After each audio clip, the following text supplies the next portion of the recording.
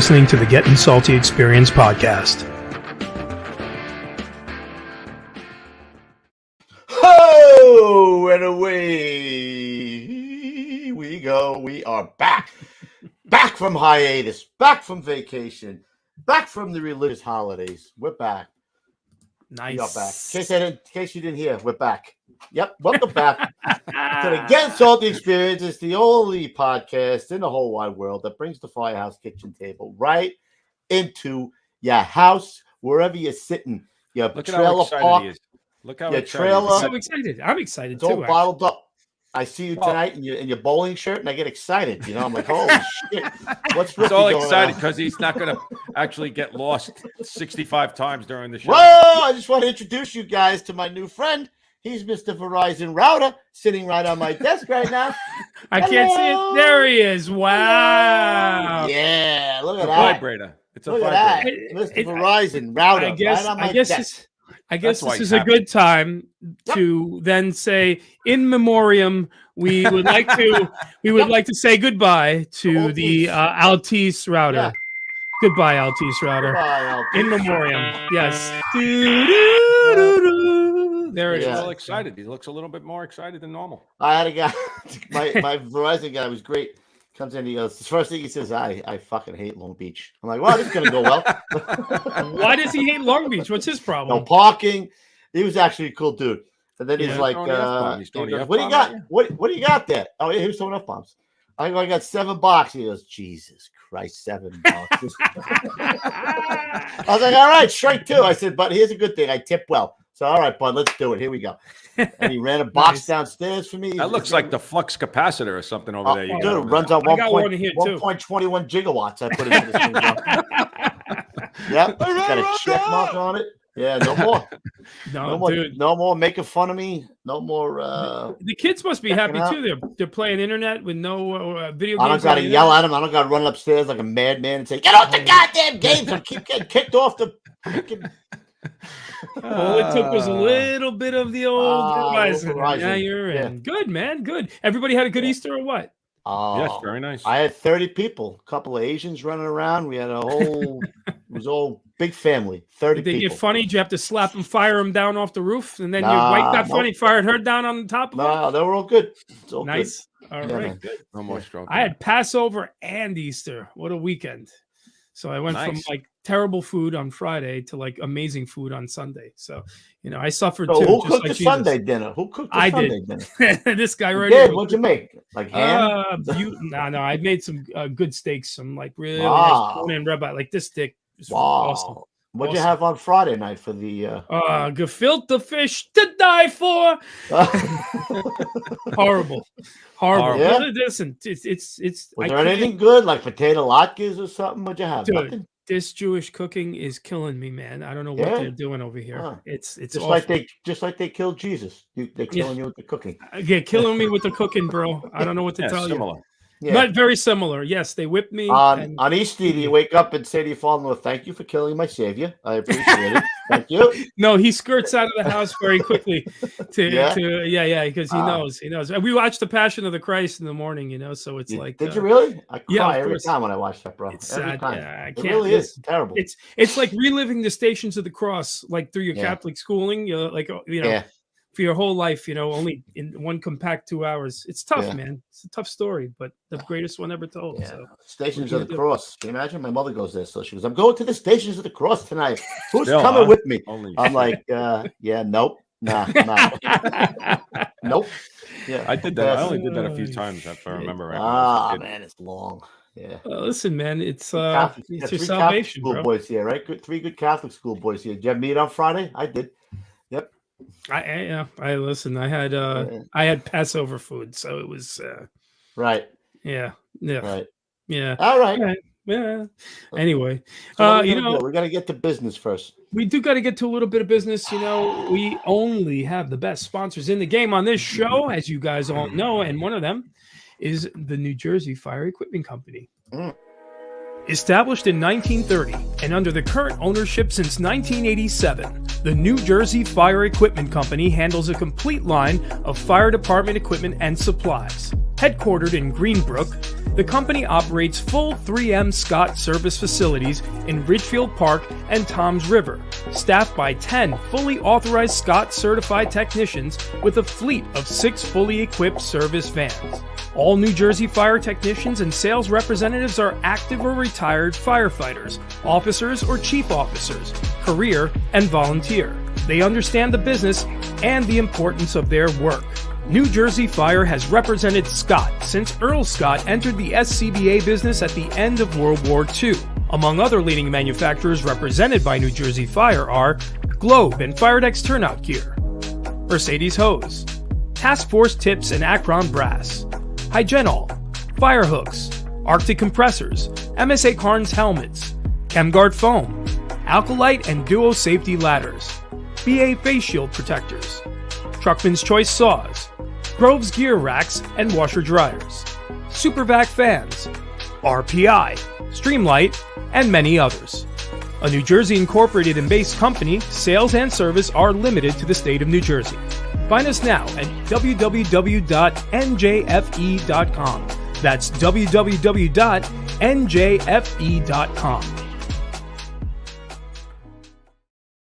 Wonderful job. Hey, man. I want to wish happy birthday to Susie in the chat. I bought her the Pledge of Allegiance for her birthday, so that's what we're going to give her for her birthday. Well, once we get our guest on. What else you got, Pete? Actually, a couple quick things. Chat, As you guys, all that crap. Exactly. Well, you guys, first and foremost, you guys know how it all got started, man. Back in the day, GettinSaltyApparel.com. That's right, guys, where you will get the coolest, freshest firefighter apparel and accessories in the game. You want partner saw, cigar cutter? You can get it there. You want a nice new hat like the one Louie's wearing? You can get it there. T-shirts, so on and so forth. The Bronx Ben. We got, what's the new one coming out? When's that one coming out, dude? Follow the Smoke. We sent it to Tom. The Smoke. What a great one, man. When you ask me where I work, follow the smoke. Hey, there it is. So, guys, GettinSaltyApparel.com is how we pay the bills. And, guys, also how we pay the bills is the Super Chat. There's a little dollar symbol right on the bottom corner of the of your chat there. If you guys feel like throwing us a few shekels, by all means, please do. You guys are our number one sponsors, number one syndicators. We really appreciate it. So, guys, hit us up in the Super Chat if you are feeling generous. And if not, no worries. We love you anyway. Thanks for watching. Beautiful. All right. That's all I got. Let's bring him in. Let's bring our guy in. Ooh, yes. 42 years on the job? Only 42 years. Short timer. 42 years. Only 42 years. And then they pushed him out. Turned 65, and they said, listen, get out. Let's bring him in. The old coot, Captain Frank Vignali. Here he is. Oh, there he is. Nice. What's up, guys? Francis. That's a Francis. I don't know. We got a lot of Italian guys coming on the show, Roof. When are we going to get a couple? Hey, Madonna. Madonna. The meatball. Yo, that thing you sent me, by the way, on TikTok, dude, I'm still laughing from this It morning. was pretty funny, right? The best. Who made that? Your daughter made that? The two of them made it together. Yeah. Amazing. Nice. Pretty funny. Cap, Good welcome times. to the show. Thank you for having me. I appreciate it. I'm sure you're no stranger to the bats and balls in the Firehouse, right? You making good gravy? You making sauce? I swung a few myself. You did. Back in your time, were you the guy that made the gravy or the sauce on a Sunday, or no, you weren't a cook? I cooked the first couple of years. Yeah. Yeah, I cooked the first couple of years. You make a mean chicken palm? Because you make a mean chicken palm, and Louis is like putty in your hands. You know what I mean? You got to chicken. My father owned a restaurant. Oh, nice. Oh, did you guys have like in that restaurant? Like, let me set the scene. Let me set the scene. Hold on. A little dark corner, perhaps. Yes. Where certain gentlemen would sit. Business was taken care of. And business was taken care of. Yes. What was your dad's name? Vito. Johnny. Frank. Rocco. Yeah. All right, There hold you on. Before we get too far along, we got to do the pledge, and we got to do the word of the day. All right. Let's go ahead, ladies and gentlemen. Meatballs. Hey, no, all right. Hold on. First and foremost, Ashbet. First and foremost, we got to give America her beautiful respect. Respect. Here we go, ladies and gentlemen. The Pledge of Allegiance. I pledge allegiance to the flag of the United States of America and to the republic for which it stands, one nation, under God, indivisible, with liberty and justice for all.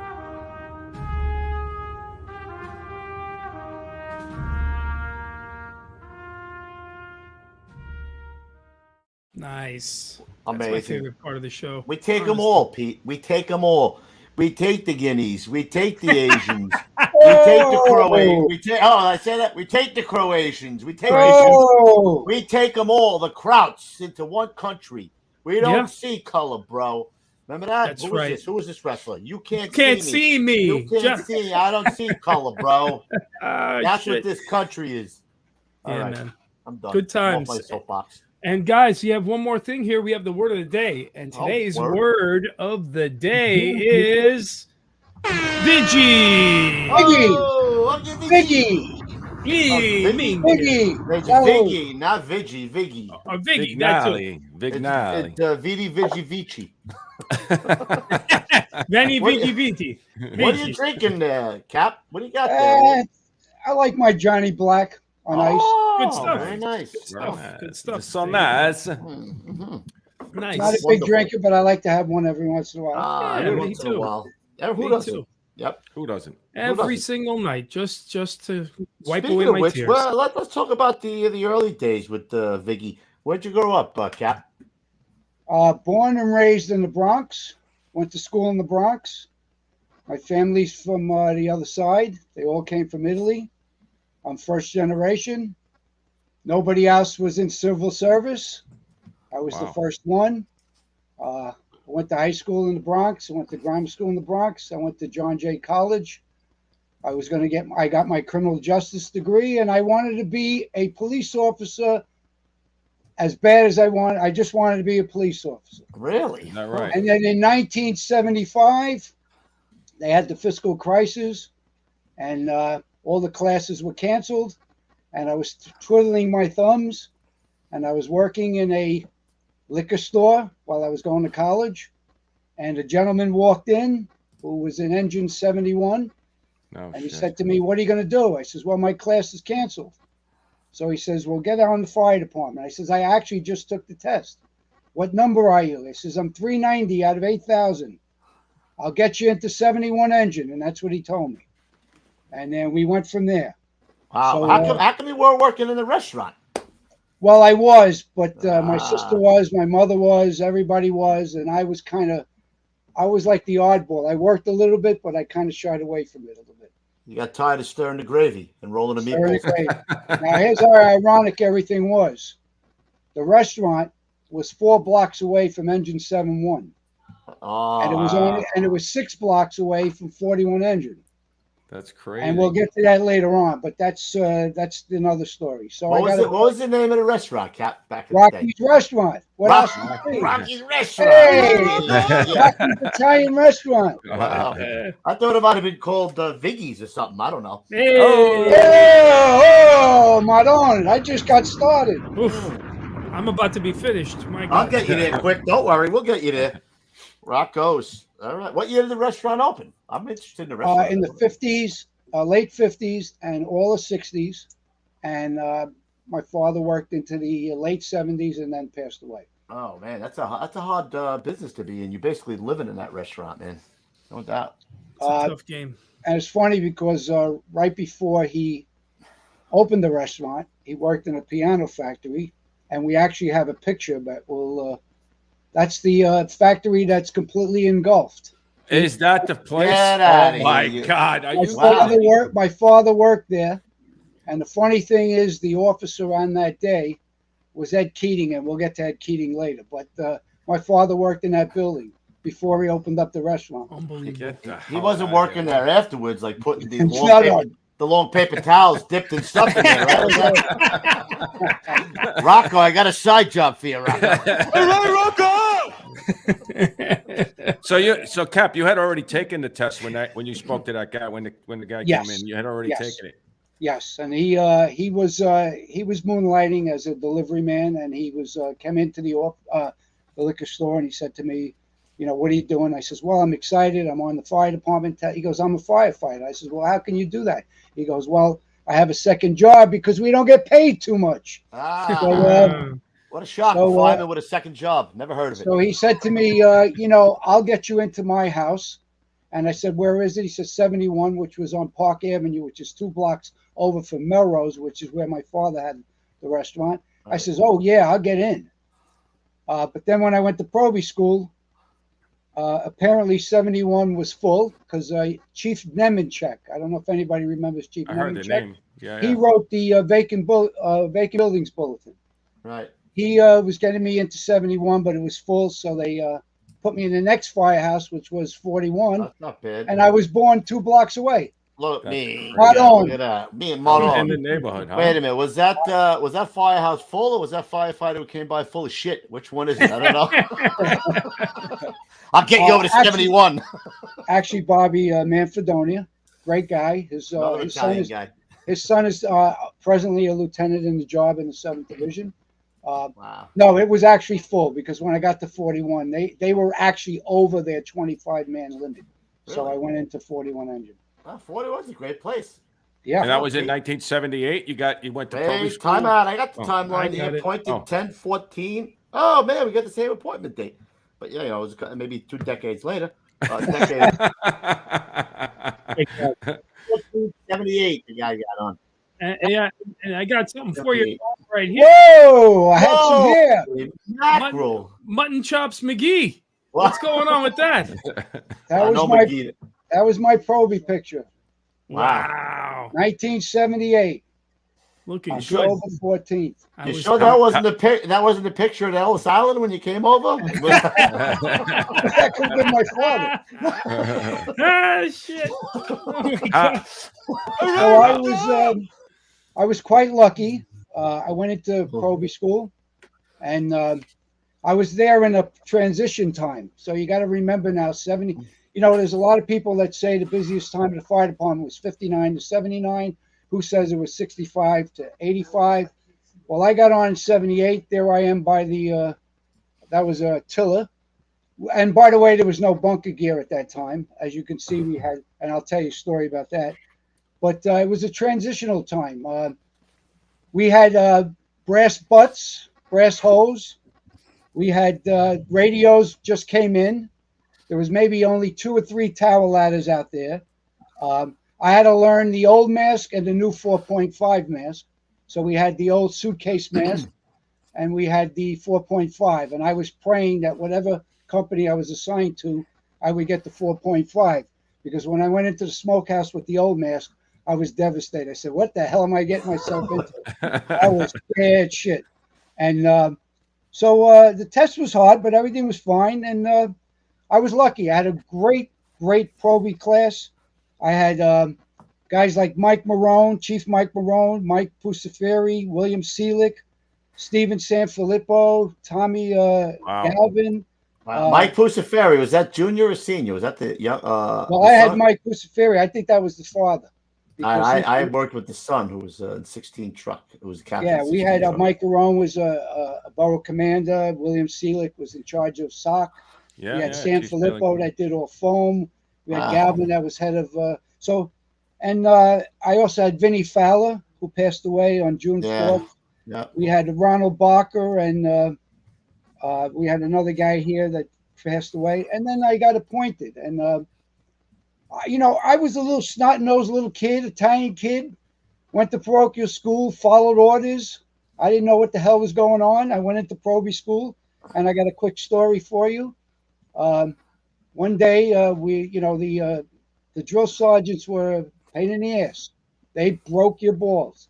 And one day we got out of the smokehouse and they said to us, all right, now we're going to give you your gear. So go in that room and get your gear. So we got a helmet, a coat, a turnout coat, and boots. Make sure everything works. Make sure everything works. They broke my balls. Make sure the boots don't leak. Make sure the boots don't leak. So what did I do? The end of the day, I go home. I get in my little apartment. I had a big plastic bag with all my equipment. I would never bring it into the house because I'm a neat freak. But the bag was clean. The equipment was clean. I put it in my living room. I sat on the couch. I go, man, I'm freaking beat. But I'm going to take a shower. So I get in the shower and I'm washing myself. And all of a sudden the freaking guy said, make sure the boots don't leak. Make sure the boots don't leak. So I filled the bathtub up. I got out. I put my boots up. I'm naked now. I got my boots up to I got my boots on. My boots go all the way up to my thigh. Nah, right? that's whoa. Wait a minute. Oh, Here's the Wow, story. that's some vision. Now I'm bouncing. I'm splashing up and down. That is true. And he did the I'm wrong splashing thing. up and down, and the door opens. We're in a 3-room apartment. My wife walks in. She goes, what the fuck are you doing? So I go, I did a Ralph Cramden. I did a humma. I says, I'm testing my boots. He goes, you're an asshole. It slams the door. Well, that was the beginning. That was the beginning of Probie school. Wow. And guys, they didn't leak. And they didn't leak. Right. Oh, and shit. that was a true story. I mean, Frolicking around naked with his boots on in the shower. listen, right? I followed orders. The guy said, make sure they don't leak. So I made sure they Hey, don't listen, leak. at least he rolled them up, Coop. You know what I mean? Yeah. That's right. Might have got a So, little chafing up there with the rolling up part. You know what I mean? So one day we were at the Probie school the last day and we got our assignments. And I'm saying to myself, I'm praying, I'm saying, please let me not be assigned with 2 guys that were in Probie school, Dennis Breen and Tony LaMagna. And I said, please. And they come out and they go, Vignali, 41 engine, Breen, 41 engine, LaMagna, 41 engine. Son of a bitch. They turned out to be my best friends. And I tell you, they are the greatest. And the laughs we had with them. So that's what happened, and I got assigned to 41 engine. And when you went to 41, you didn't tell them about jumping up and down the shower naked with the boots on, did you? No, I wouldn't. Oh my God! Now you got to understand when you get there in 1978, there were no rules, there were no regulations, there were no none of this new stuff. So they broke my balls. I was a Tang Guinea. I was a WAP. I was. And you know what? It never ever bothered me. They just broke my chops. You know, we got hazed, but in a good way. But the nice thing about Tony and Dennis, they took the heat off of me because those guys they worked in civil service. So they came in, they kind of, so I got appointed. And the nice thing about 41 Engine was it was a transitional time. They were very, very busy. And the job came out and said, listen, anytime, any old timer that wants to get out, now's the time to transfer because we're putting in like 10 new classes coming in and we want a changeover. So the transition was the old timers were out. They wanted new blood in. A lot of the old timers, Joe Tracy, Eddie Madden, Peter Bashok, Nada Little, they left. They went up in the North Bronx, and then we got an influx of new guys, and the house was good. And I'll tell you a quick story. There's my Probie. There you go. That's the original, the pumpkin patch. The pumpkin And patch. you know what? You blacked out the fireman and you put in Well, the engine 41. That was a new thing. They were doing a trial run at that time. They were going to take the firefighter off, fireman, and put your company on it because a lot of the chiefs didn't know where you were assigned. So that was something new. So my good friend Benny Maggio and I were both in the Morris Park section of the Bronx. He gets assigned to 73 engine. I get assigned to 41. And 3 days before our first tour, he says, Viggy. Oh, sorry. Hey! He says, Frank, we got to go down. You know the neighborhood. You were born down there. You went to high school down there. You know your father's restaurant. He goes, you got to drive me around because I don't know where I'm going. So we get in the car. We drive down. And I first take him to 73 engine, which was on Prospect and 153. And big sign in the front, La Casa Caca. I mean, the house is shit. Now, you got to understand, these are very, very busy companies. And, you know, house things like that, they cared, but they really didn't care because they didn't have time. Everybody was doing 6,000, 7,000 runs. Everybody. So we passed there, and you know, Benny's one of these guys. He was like, "What the fuck? This is where I'm going. I'm not going to fucking work. I can't take this anymore." I go, "Benny, don't worry." So then we went down 41 Engine. Was very quiet block, a lot of Italians, very changing neighborhood, very busy company, and so he went to 73. I went to 41, and we started. And this was, like I said, it was a transitional time. I prayed as soon as I walked in. We had the 4.5 mass, so I was happy about that. There you go. I said, and now you got to understand, it was an old timer there, Billy Maloney, and we'll get to him later. But Billy goes, you know, very heavy brogue. How you doing? He goes, "Who the hell are you?" You know, of course, they don't pay any attention to you. And I says, "I see you got the 4.5 mass." He goes, "I don't give a shit about those masks. I wear what I got them in. Throw those fucking things out." I go, no, you don't understand. I was thinking that. He goes, "Throw them out." Anyway, my first tour, I get in there, I go upstairs, say hello to the lieutenant. And he says to me, "Where you from?" So I tell him from the northern Bronx. And the alarm goes off. Now, I had a big duffel bag with all my equipment. So I walked in and I just dumped it on the floor. So he goes, it was about 10 after 5. He says, "All right, kid, you're on." I says, "Well, we don't start till 6 o'clock. I don't remember. I'm innocent here. I don't know what I'm doing." He goes, "You're riding right now."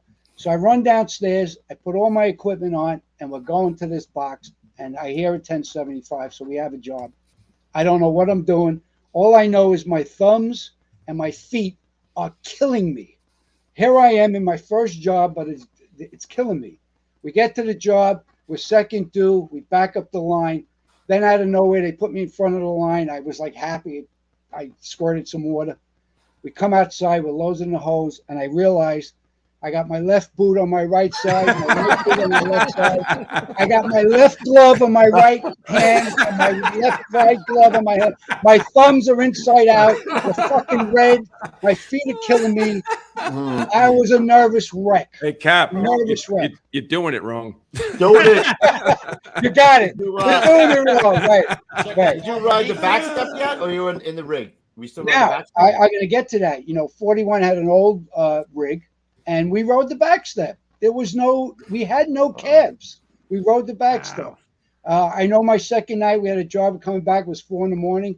I'm hanging out in the back, and I'm saying, "This is the greatest job in the world. I can't believe it. Everybody's sleeping, and I'm hanging back here. This is great."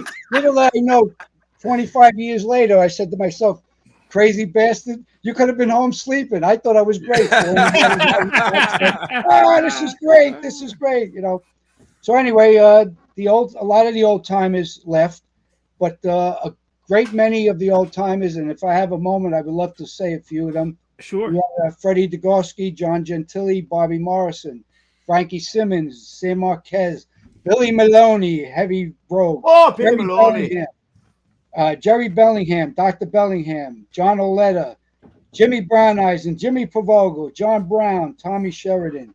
And then these guys, you talk about guys to look up to. These guys, they went through the war years. I mean, we're new guys here. Every job we went to, they had the nozzle as a backup, and then little by little, they brought you up in the front. And you did it, man. I tell you. And riding this back step was like, and you know, it's funny, not to go forward, but 5 years later, all the cops call me again. Nassau, Suffolk, New York, Yonkers. You know what I said? Fangul. In the best job that I ever had, I loved it. I loved it. I said, I'm not going anywhere. I mean, I'm staying here. And I got to tell you a couple stories. Hold on, Cap. Was that the green rig? Was that the slime green? Well, we had red. We had red. When you got there, it was red? We got a lot, but then you had this. Well, wait a minute now. What happened was the city was doing a pilot program. They were trying to figure out how the public can see these rigs.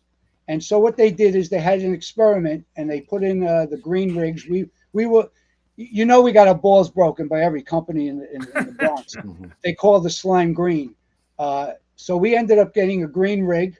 The only thing that helped us was our reputation, because riding around in this way, the public, They didn't know what the hell we were. We're driving down the avenues, and the public was just looking at us like, what the frig? So we had a slime green rig. It turned out it was only a pilot for a little while. It turned out that they found out that most of the public can see the rigs better if they had red with white roofs, white roofs.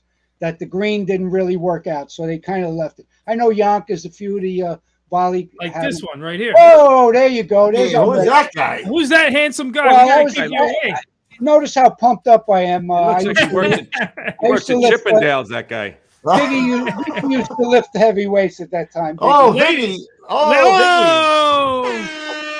Ladies coming to the stage, Viggy. Let's make sure to we got your $1 Bahama Mamas, and make sure to tip your bartender. So in 79, my son was born, who happens to be a firefighter now in 90 engine. I'll just tell you a story. One of my first jobs, and not to bring this up, but 73 engine had a big job, and we're second due. And we get there, and we get into the hallway, and we're going to back up 73 engine. But as we get to the door of this apartment, they're just chucking out kids. I mean, 1, 2, 3, 4. It ended up being 6 victims, 3-year-old, a mom, and 4 brothers and sisters. And they're chucking out these kids. I get one. We all run outside. We're all giving them CPR, and we're all trying. I don't know. We're waiting. No, that's not it. That's not it. That's not it yet. All right. But what happened was, the reason I tell you is, everybody survived except the kid I had. So I think that was one of my first reality of the job. Here we are, rah, rah, rah. I'm getting, I'm happy. I'm getting a sign here. I love where I'm at. Everything's shit and giggled. And then you realize, you know what? You're really in a serious job. And you got to turn it on and turn it off. And the thing that keeps you serious is fooling around and hanging out with the guys. So the first thing I did when I got back, my son was just born. I called my wife up and I says, do me a favor, check on my son and make sure that he's all right, because that stayed with me for weeks. Yeah. And I don't want to bring that up, but that was a Cap. You as soon as you have kids, right? I was on the job for a couple of years before I had kids, right? And we had jobs like that, and it would affect you, obviously. Until you had your kids, then you saw how much that changed, right? I mean, there's no doubt about that. Absolutely. And my first captain, Bob Hess, German guy, great guy. By the way, you had a German in there for crying out loud. When I say great guys, I'm gonna say this right from the beginning. There's a million great guys in this job, and everybody's great. And I heard Jimmy Healy. These guys all became chiefs. And then we had Ed Keating, which Timmy Klett talked about. Ed Keating. Now you talk about people you look up to. This guy was a maniac. I mean, he was a maniac. We were a second due to the job. No, we were reserve engine in a job. We're outside. Keating says, wait here, boys. He goes inside as a taxpayer. And all of a sudden, I see him on the second floor. He looks out the window. He's coughing. He's got snot coming down his mouth. Just stay there, boys. I'll tell you when to come up. He just got in the middle of everything.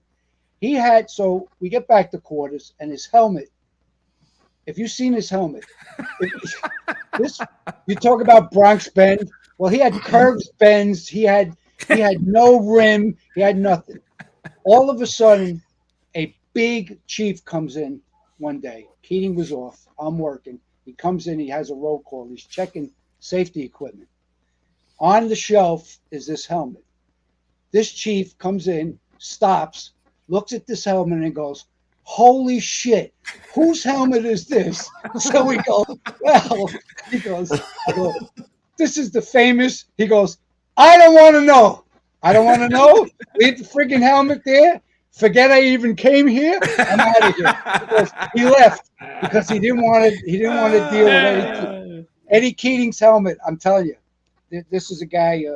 So now I got one story here. We had a Lieutenant Vic Secretti, and this firefighter Jimmy Pavogal. Now I got to tell you, 41 engine had 2 dogs, very, very, very, unique names: Brown Dog and Black Dog. Wow. Black Dog, Creativity of the brothers, man. I swear. Black Dog would respond with us everywhere we went. We would go into Harlem, so we had a million jobs in Harlem. Black Dog would jump on the rig and come. And if we left him at the job, he'd find his way back to 41. That's hilarious. Wow. Well, Brown Dog stayed in the Firehouse, and Brown Dog would, as the rig was pulling backwards into the rig, Brown Dog would be on the yellow line, and just as the rear wheel got there, Brown Dog would move. That was it. For years, he would just move. And Jimmy Favogo, who loved these dogs, was driving one day. Oh, And what do no. you think happens? didn't Brown Dog Doesn't move. So now, being a Firehouse of ball breakers, we called Jimmy up for 3 weeks. Jimmy, woof, woof, woof, woof. Brown Dog wants to call you. Brown Dog wants to talk to you. Brown Dog wants to talk. Well, we took Brown Dog, we put him in a plastic bag, and we brought him into the East River, and we gave him the proper burial. So That's crazy. during the years of 41, for your viewers, we had interchange, and I don't know if anybody knew.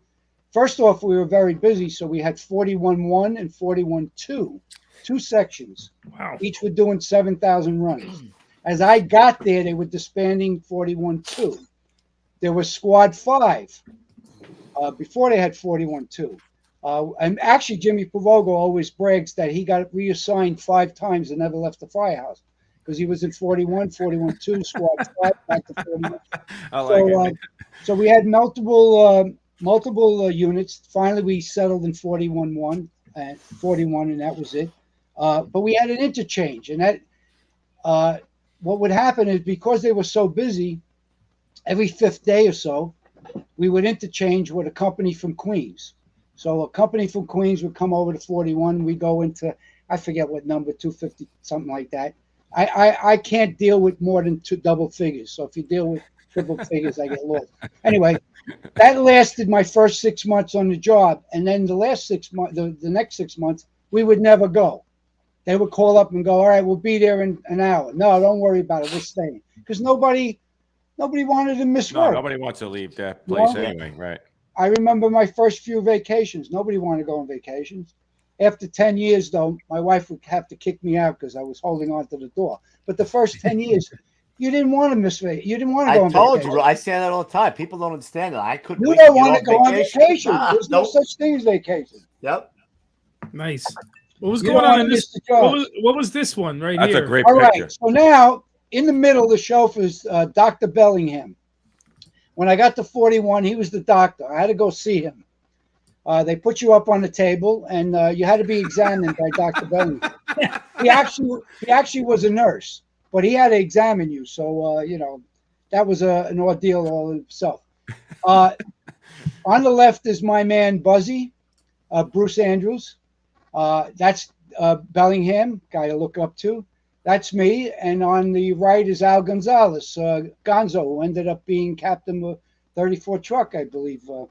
What happened is I got very tight with my captain, and Buzzy was getting on the job, so I spoke to the captain, and we got him into 41. Al Gonzalez was a friend of mine. I played football with him, and I asked the captain about him, and he got him into 41. We started recruiting guys because they wanted the old timers out. So openings kept happening, and we kept getting new guys in. And this was a job where there were four U.S. postal trucks burning inside of a warehouse. And we had to go in. We took a beating, but afterwards, now notice, no bunker gear, no nothing. And notice Buzzy's smoking. We didn't give a shit. We took and talk about that, these old timers. Every job they would light up. Oh, back to the movie again. You know when those guys would light up? Yeah. Yeah, hell yeah. And I couldn't understand it, but So Buzzy, by the way, is my son's godfather, and they're all Bronx boys. This was a good job, and notice the slime green rig over I there. saw it. Oh my God! We got ridiculed for that. Also, 41. Like I said before, we had brass butts.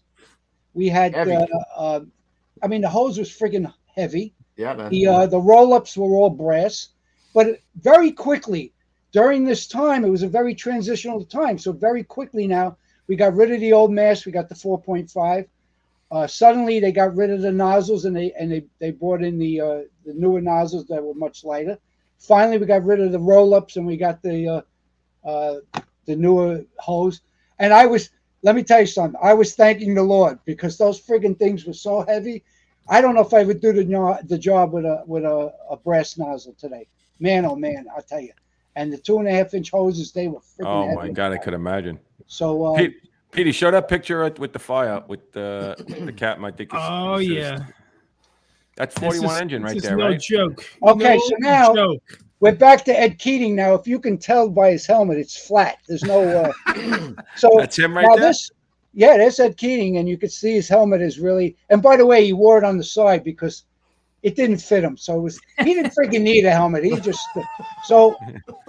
Where this is this is about 9 blocks from the Firehouse. It's actually closer to 71 engine because down in the South Bronx, the engines were very close to each other. I mean, we used to fight to get first due, and as we got there, the second engine was right there. If you blink your eye, they would get in first. This is on Melrose and 161. There were 3 buildings like this. My father actually worked here when he came from Italy. It was a piano factory. Oh, and all the floors were lacquered and everything. We pull up to, we're first due because 71 was out. We're on the road going up. Keating gets out and goes, I don't know. He goes, even me, I don't know there's much we can do here. Now, we were so close that all the sirens, the bulbs, the cameras Melted, on everything fucking melted. The whole, excuse me. I was just all the say, back just of the looking rig. at that. How hot it had to be right there. All the back of the rig, melted. So we had to set up a ton of stangs and tower ladders and shit. And we would, this is fun. But after 7 hours, and you're hungry. Well, after a while, I was like, "Get us out of here, please! Get us out." This thing burned for days, so it was. No, but I just wanted to show you this because Ed Keating, and by the way, the 41 at that time, you see the 41. We would go to the movie theaters, and their marquees where they say. I used to take the numbers off the. Oh yeah, I mean we used to bribe the guys. They used to give us the numbers, and we took pride in our rig. So that's Ed Keating's famous job. There's a lot of pictures of that building, right? Cap, there's different angles where you see. Yes. I mean, every window has fire coming out of it. It's like, and there's actually 3 buildings. And I don't know. know. And that's in the middle of the daytime, it looks like. Yes. And I'll tell you about 3 blocks away from here. You got to remember during this time, we had a lot of vacant buildings and we had a lot of arson at that time. So about 3 blocks away here, it was the middle of the night. It was about 1:30 in the morning. We got an ERS box for those of you that, and we get there and there's nothing going on. We get back, we get called again, nothing going on. We get back, we get 6 times we get called there, nothing's going on. 7th time, the entire building was in God. So some guy, what he was doing was he was timing us and he was testing to see how long it would take us to get to the building. But once we got there, it was fully. These guys, I tell you the truth, these arsonists were incredible.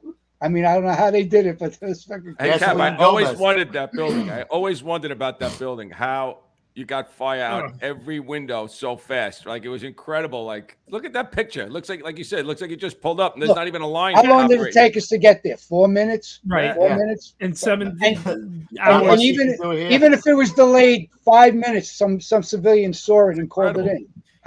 Cap, I got to ask you though. You roll up on something like that. As someone like myself who knows nothing from nothing, right? I know less than nothing. If I even knew that I knew nothing, that would be something, but I don't. When you roll up on that building right there, right? Oh shit, right? And then what do you now? You got to do something though. I'm sure you're thinking. So what do you do? That's what you're doing. Well, the first thing is you're going to get on the radio, okay, and you're going to say we have a fully involved building. I'm going to tell you, in the 14th Battalion, we had a heavy brogue aide. Eamon, his son is in 48. Eamon, when he got excited, he couldn't say anything. So I'll just imitate what he would say.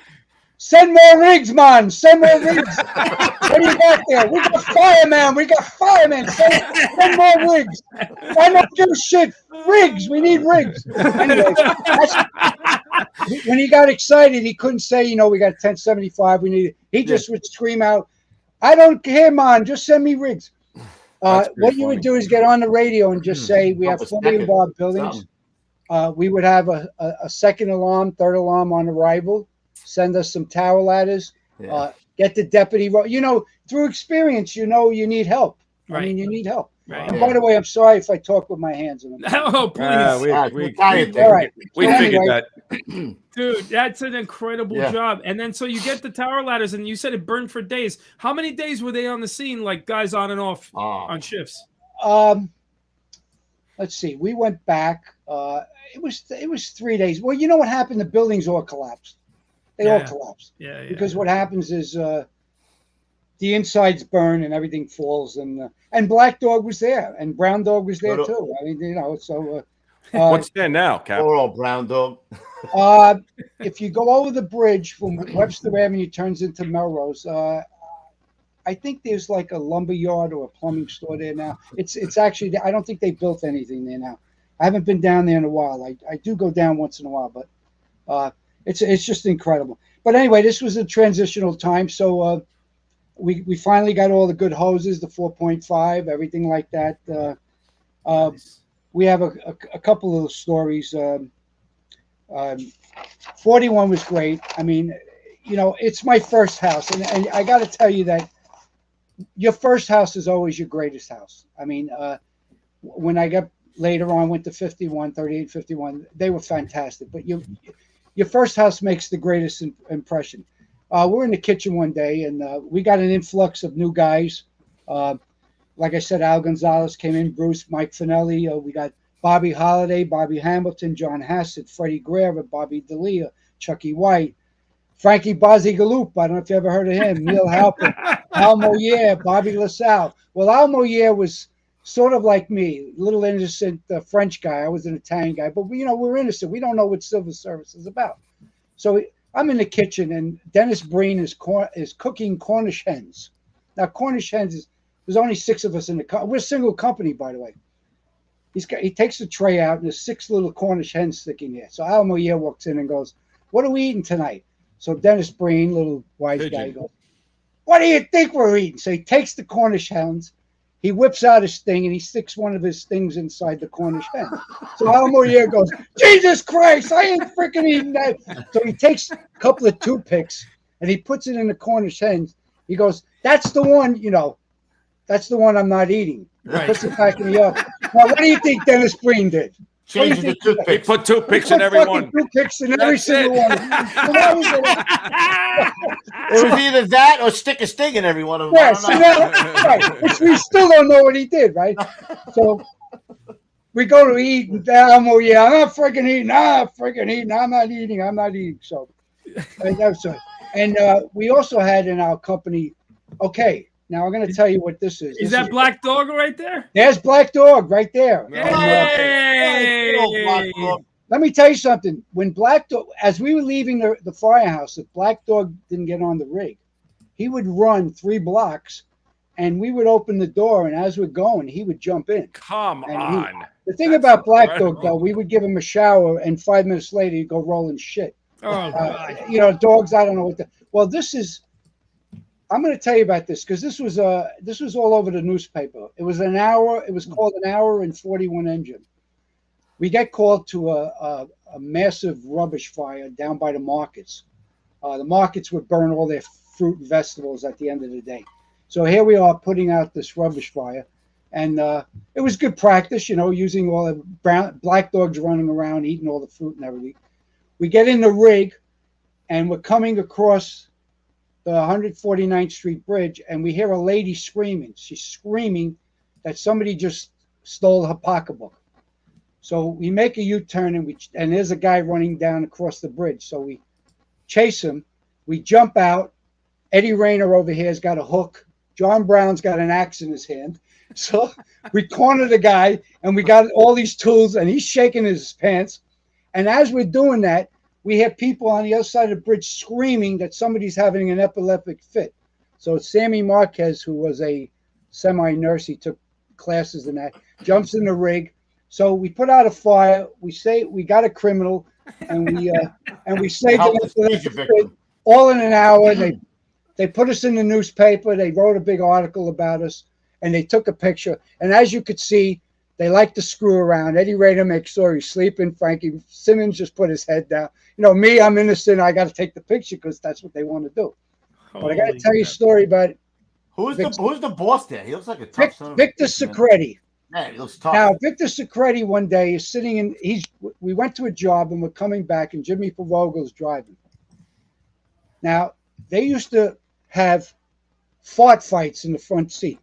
Oh, man. So the four of us are in the back, and we got the windows closed because we don't want any part of this friggin' fart fight, right? We're coming down Melrose Avenue, and I see them all lifting their cheeks up, and they're laughing their ass off. What a pun, right? They're laughing their ass off. All of a sudden, the rig goes up on the sidewalk. The door flies open.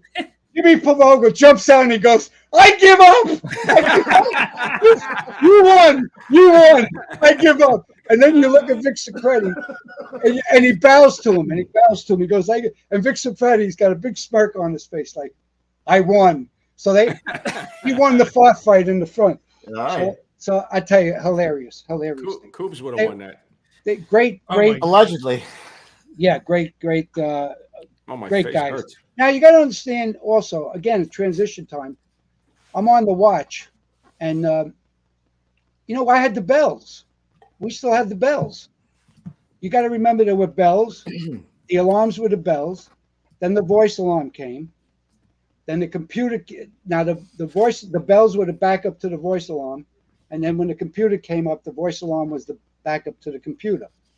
So one day I'm sitting in the computer, the alarm, voice alarm used to go out all the time. So I got the watch. It's 3 a.m, and I hear the bells, ding, ding, ding, ding, ding. I'm supposed to count these things. I'm trying to count them, but I'm still not right. It's 3 a.m. I'm not used to being up this late. I don't know what's going on. And Bob has the captain knocks on the. I slide the door open, and he goes, we got to go on that. I go, what do you mean? He goes, didn't you count the bells? Bells? I thought I was dreaming. I had no idea. Now you got to understand also, we had the CADS book. This is a big red book. If there was a job going on in Harlem, it was a third alarm, you open the book up, and it said Harlem, third alarm 1654, 41 relocate to 69 engine. The dispatcher didn't tell you where to go. You had to look at the book. Oh, really? I didn't know that. And in 5 minutes, they called you on the radio. And if you weren't on the radio, that means you weren't looking in the book. Your responses were dictated by this CADS book. I didn't so know that. You had to remember, this was a very transitional time. So I was blessed because I had a little bit of the old. I could relate to the old. I wasn't an old guy at that time, but again, brass bucks, bells, backstep. Oh, forget the backstep. We went to the soda factory to pick up cases of soda, and we put them all in the backstep. Of course, we got to run. We're going up a hill, and all the cases of soda fell off the back of the rig down 149th Street. And I'm the Probie, so I got to run and pick them all up. And all the cans are going. That's great. So and then little by little we transitioned, and we had a 2-seat rig, and then finally when the green one came out, we had the cab, and then they forbid us to ride the backstep.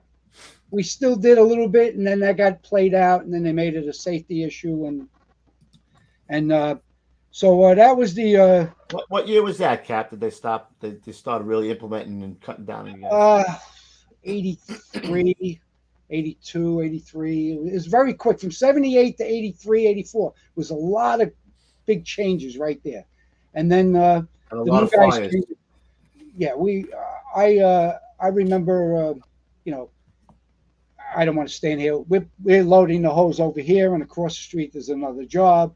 And then you put out that one, you got another job here, and it was crazy. It was crazy. But you know what? It was a learning thing, and After Bob Hess came, we had a Captain Joe Adams, big guy.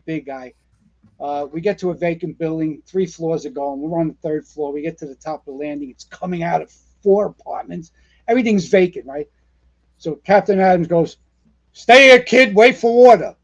Comes, he takes a door. He rips a door off of another vacant apartment. And like Superman, he goes, "Arr!" And he puts it right in front of the flames. He goes, "Now we can wait for water. We don't have to worry." I go, "Holy guy, this guy's Superman." I was lost.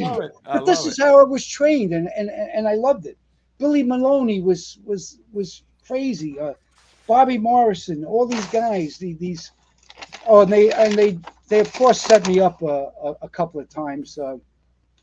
We had our company picnic, and there was a guy named Billy Hunter there who was a chief at this time, who came out of 41. They called him the Beast. We all had nicknames: the Lap, the Beast, the Thing, the Shark, the Animal, whatever. So they said to me, "Kid, go up to that guy over there. His name is the Beast. He'll talk to you. He loves to talk about fire." So we're in the water. We're in like water up to our ankles at the company picnic there. So I go over to him and I go, "How you doing? My name is Frank. You must be the Beast." He fucking picks me up. He goes, "The Beast? I hate that name." They never call me that name again. I go, "You son of a bitches, you set me up again." They screwed with me. Then as we got into like right? I mean, if they didn't mess with you, that means they didn't like you. Oh, we had an old firehouse. So the 2nd floor had the wooden lockers. You walked in. I had a beautiful locker. Well, you had to wait your turn. We had metal lockers, but as the old timers left, you got, your turn. You got. So I could go in my locker, sit down, read a magazine. I had a little bureau there. I had all my neat hangers hanging up, right? I was studying for promotion. I didn't know if I really wanted to. I just was reading. So what did they do? They locked me in the locker. So now I'm in this freaking locker. I'm like a kid banging on the door. "Let me out! Let me out! Let me out!" You think they would give a damn? No, they don't give a shit. Of course not. So I had to take the panel off the bottom. Thank God that you saw that skinny picture. I was able to squeeze out, open the lock. They locked me in. Very quick story. Union President Dick Vizzini. Ever hear that name? Mancuso, I've heard of. Yep. Right. Well, before Mancuso was Dick Vizzini, and he was assigned to 41 engine. So he won a couple of elections. He was he was instrumental at a couple of years before me. Before I got to 41, they went on strike. First time the fire department ever went on strike. Dick Vizzini he got held for that. Some guys supported him, some guys didn't. Well, he comes back to the firehouse. He had 35 years at that point. And we gave him the seat. He only worked for like 6 months. I don't think he was too appreciative of our buffoonery in the firehouse. So he's sitting in the kitchen, and Tony LaMagna's making a big salad. And on purpose, Dick didn't notice. He takes it out of the refrigerator and he throws it on the floor. And, he mixes it up on the floor. And Dick goes, "What the hell are you guys doing? Where did I come back to this company?" So Tony goes, "Don't worry about it. We just scoop it up, put it back in the colander." Now, he doesn't know we went and bought more salad. But when we sat down to eat the salad, he saw it in there. Dick wouldn't eat anything. The nice thing about 41, since they had 2 sections, we had 2 round tables. The big spools, spool of thread? Yeah. The big spools where they had the big wiring. Cable, the cable. They turned them upside down. They put Formica on them. They put a chessboard on them. We had 2 big tables. Nobody was the boss. It was round. It was beautiful. One night, one of the guys decided we didn't need dishes. So they put the mashed potatoes and the gravy on the table. Right on the table. Another night, somebody said, "You don't have no balls," so he took it out, put it on the table. We had all these crazy little things. And then what happened is, as we were getting towards 86, 87, we got word that they were going to close our firehouse. We went nuts. "What do you mean you're going to close the firehouse? We were one of the busiest firehouses going." Well, the community got a hold of this, and they started a group, Don't Move Engine 41. And a gentleman called Marty Rogers, who still lives down in the neighborhood, got together with everybody, and the community went crazy. And we actually ended up keeping the firehouse open for several more years. And then in 1989, this then gentleman, Gary Delarison, who was the budget manager, comes into the firehouse and he tells us he's going to close us down. I don't give a damn. You're going to close down. And he left. Well, we decided to go picket on his front lawn in Queens and the whole community. So he comes back the next day and he goes, I don't give a shit. No matter what happens, you're closing. So they closed 41 Engine for. Why did they pick 41, Cap? What was? Well, according to them, which was a fallacy, it was more cost effective to close a single company. The problem was that really was untrue. They needed to cut the budget. So they ended up cutting 41 Engine, Division 9, and which is another story. But they also said that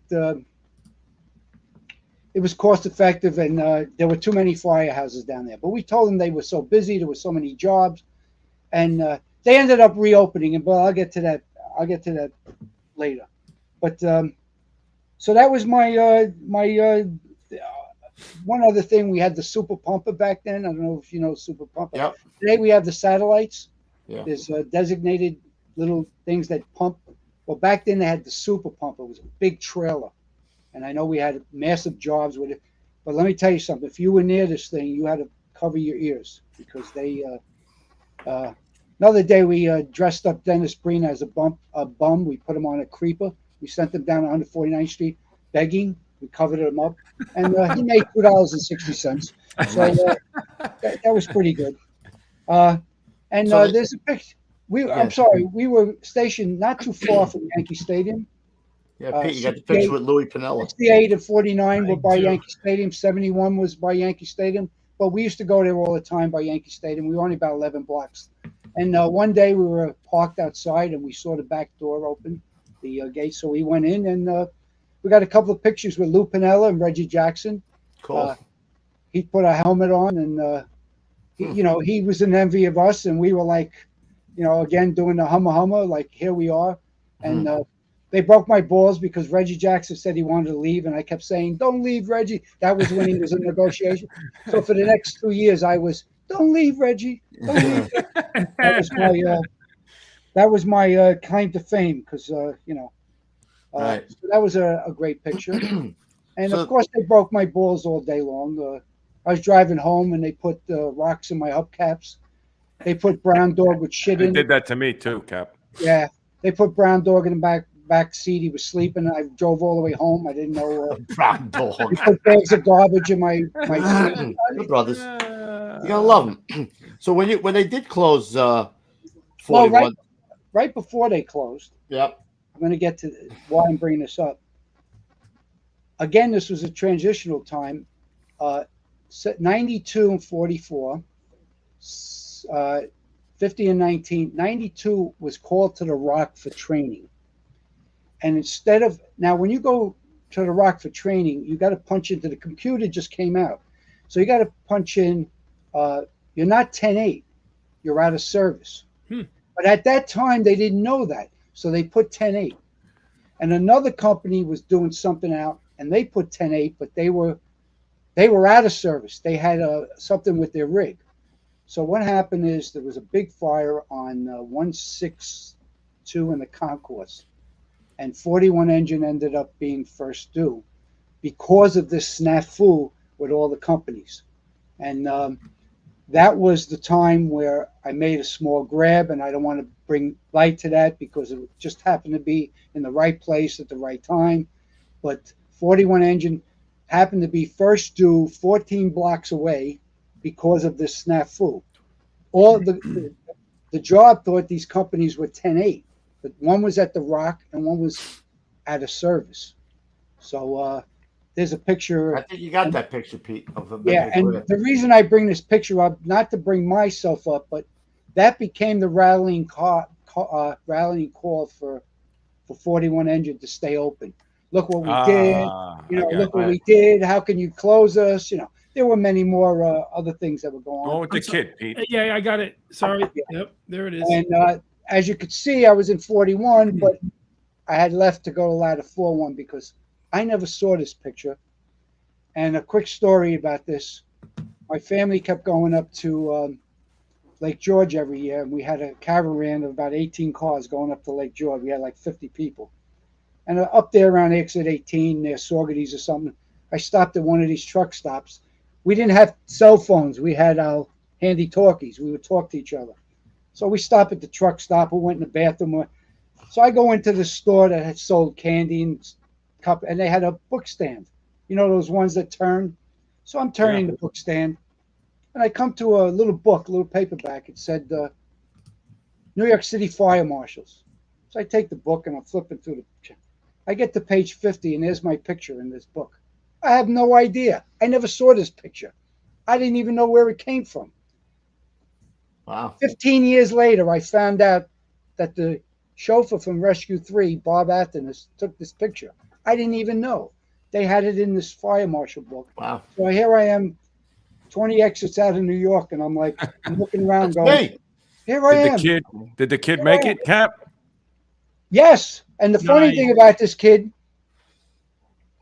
I screwed him up a few times. I was scared shit. And you got to remember, we had rubber boots. It was hard to walk. I'm coming down the steps. I bopped his head a few times on the railing. I hit his head on the front door. Notice my eye shields are down because I noticed all the gawk falling down on my helmet over here. I didn't know what I was doing. I just happened to be in the right place. I just thank the Lord that this happened. But let me tell you, there were 3 other guys that made grabs there. A couple of officers from 19 Truck. This was a great feeling. I like this. But why it became important, it wasn't actually for me. It was because of the rallying cry for 41 Engine. And that's so what happened was they decided to close us down. They told us we can go anywhere we want. Myself, Mike Vignali, Bruce Andrews, we're all from the Morris Park section of the Bronx. Mike had a brother-in-law, Vito Apollo, in ladder 4-1. And we says, you know what? I'm going to go to ladder 4-1. I'm going to get promoted pretty soon because I had taken the test. I was on the list. So we all went up to ladder 4-1. And my days with Engine 41 ended. I loved it. It was the greatest place in the world. I met a lot of good friends. A lot of the names that I mentioned before, I was reunited with them later on. So I ended up going to 41 Engine. And when I got, 41 Truck, I'm sorry. And this was one of the first days. I got there and they were having a parade in Morris Park. And this was right up my alley. Here I am waving to people. My son's in the rig. My son Chris is in the rig. And we were parading down. Now, ladder 4-1 was also transitioning. A lot of the old timers were leaving. There were a couple of guys there from 41 Engine that were in 41. Patsy Adavasio was up there. He was in 41 Engine. I got up there. I loved it.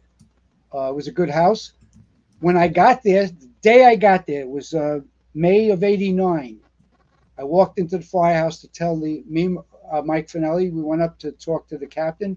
And the 3 chiefs from Division 9, now you got to remember, the division in the Bronx is the 7th and 6th now. But they used to be the 6th, 7th, and 9th at that time. The same day they closed 41 Engine, the 9th Division was closed. So as I was walking in 41 Truck, 90 and 41, 3 chiefs are walking out. It was like the movies. You know, when, what the hell's the name?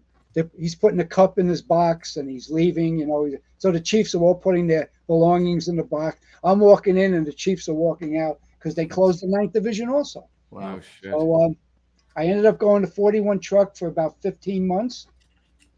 And I got there in April. And the guys were good. I met a bunch of, there were some old timers there. And then there was some of the young guys. But I'm going to tell you how I mixed in there. I got there in April. Now, what happens in April and May in the firehouses? What do we have? You got to clean the firehouses. Annual inspection. All right. So I'm there 3 weeks. I walk into the firehouse. Their bunk room was spotless. Their apparatus floor was spotless. The kitchen was spotless. The third floor, where the Division 9 was now part of their firehouse. So like we had the whole top floor now. It was beautiful. We ended up making a weight room. But anyway, they were already in the middle of inspection, so we were cleaning up. Chief Soretta comes for the annual inspection. So we all line up, and he does the roll call. And then he goes around the firehouse, and he's checking everything. And I'm proud. I'm saying, wow. I mean, Just you gotta remember, this is the cleanest you've ever seen anything. you got to remember where I came from, right? The Kazakaka, the shit house, the bullshit house, the thing. You know, we were clean, but we weren't clean. You know what I mean? Mm-hmm. So he does his inspection, and he lines us up. And he goes, all right, I just got to tell you something. Now, this is nothing against Soretta, because I explain the story later. But he goes, I just got to tell you, I'm coming back in 2 weeks. This place is a shit house. It's a goddamn shit house. It's a fucking shit house. And I'm going, what is he talking about? I just came out. He doesn't know what a shit house is. I was just going to say, he doesn't know what a shit house is. Right? He's shit housing this place. I am pissed.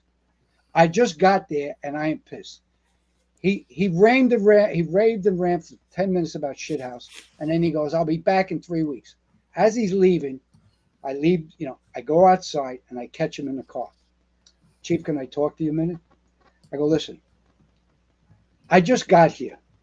I just came from a great house, and the guys are great. We were very busy. I'm so pissed off that I had to leave. I'm so happy that I'm here, though. I says, I walked into this house. This place was immaculate. He goes, I don't want to hear nothing. I'll be back in 3 weeks. So he left. I was pissed. So we cleaned the house. There was nothing to clean. Comes back in 3 weeks. He goes, I don't have to see anything. He goes, the place is great. Can I talk to you a minute? Gets me on the side. Now, I didn't know this. 2 weeks before, he came in for a roll call. The guys, I wasn't there yet. The guys had just had a job and they were eating. So he comes in and he calls a roll call. The freaking guys in 41 truck come out with their plates, their spoons, their cups, and they stand the roll call eating their plates. So he got pissed. So he got back at him.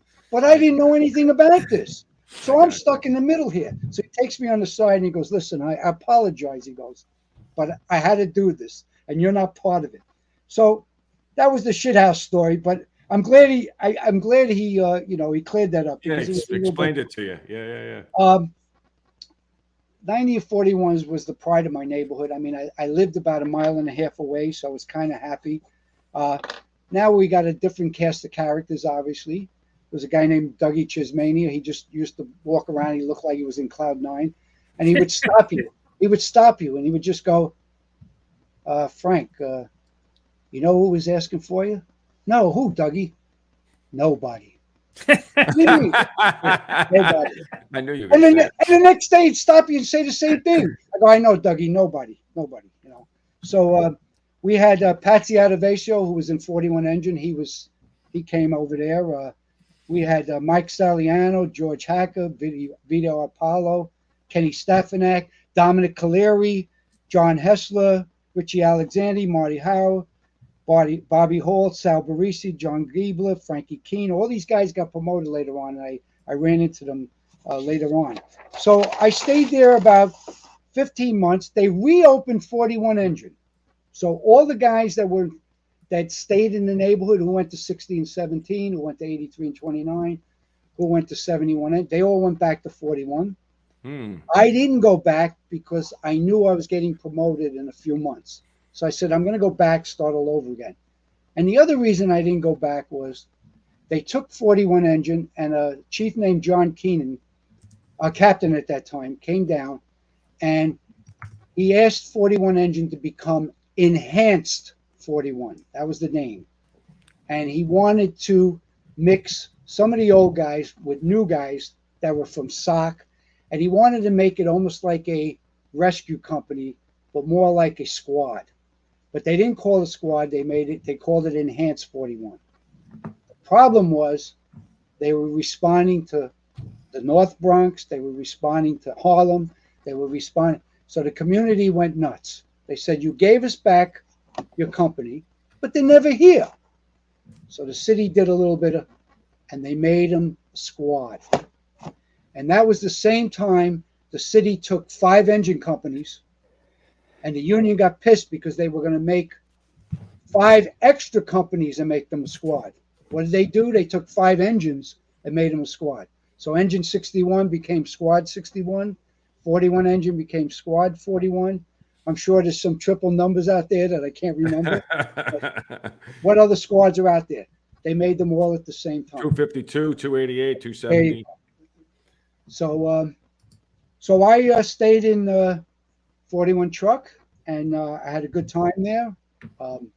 Guys were good. We caught little work. They were an upcoming truck company. When they go south, they run into 45 and 58. They run into 62 and 32, and then all of a sudden I got promoted. Here I was, the little Italian guy getting promoted. I was stunned, but I got promoted. So what happened? I went to Flips, and I had a nice group of guys.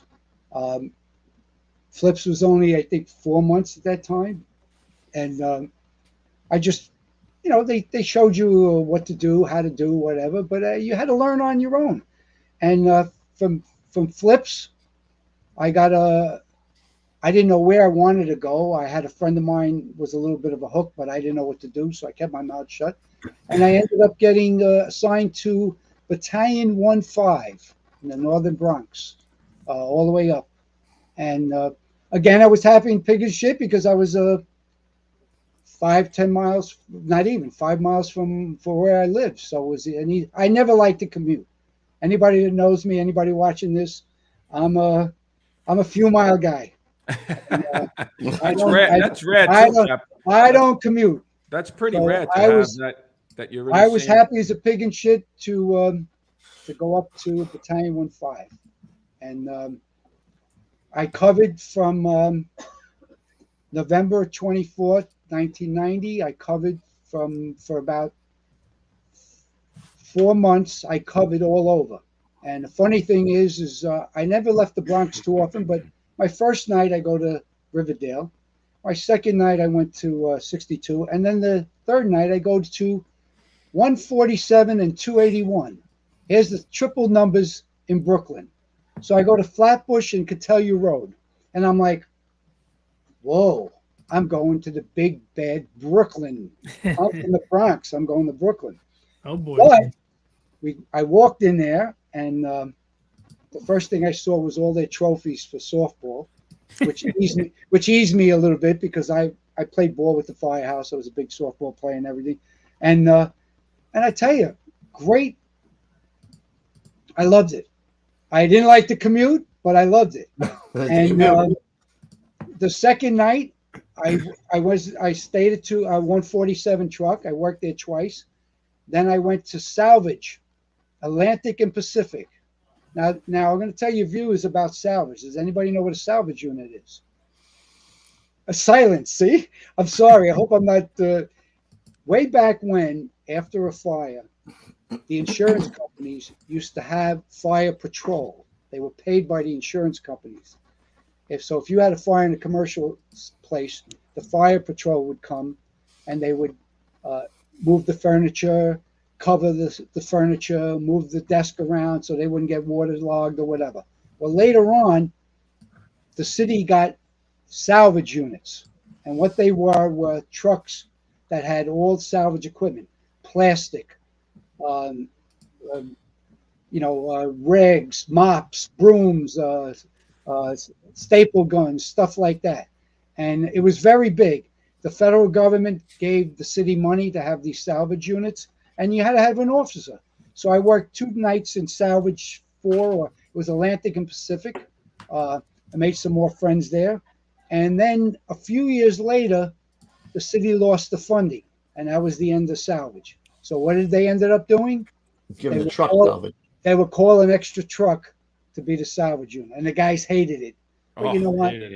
But Fucking staplers never work. right, and you never had any staples anyway. Never had But no plastic. You had no plastic, and you would be there. Here we are, rough, tough, macho firemen in the firehouse cutting plastic. Yeah. But a lot of people didn't know how the salvage trucks evolved. It was a salvage unit. It was a fire patrol. So I worked in Brooklyn a couple of times, and then I stayed in Division 7. And the problem was that back then, when you were assigned to a battalion, most of the times you worked in that battalion. That's not the way it works now. You're assigned to Division 7, you worked in Division 7. Back then, if you were assigned to Battalion 2-0, they would try to make you work there first. And then if they didn't have an opening. But every night I was leaving. So one night I called the division up and I said, what's going on? They said, what's the problem? I says, well, I'm never working in Division 7. What's going on? They says, well, we put the names down. Bonds, Croak, DeLavalin, and you're Vignali. So what we do is, there's an opening in Division 7. We give it to Burns. We give it to Smith. And you're always the last name. So we got to put you out of the division because there's no opening. I said, so why don't you turn the fucking names up like that? What's wrong with you? I don't like to commute. So after that, they said, all right, you know what? It's not that anybody did anything wrong. They just wrote the names down. The squeaky wheel, Cap. That's what it is. The squeaky wheel gets the grease. So after that, it kind of got a little better. So then one day I was talking to the division. They says, we have an R group. Would you like to go in the R group?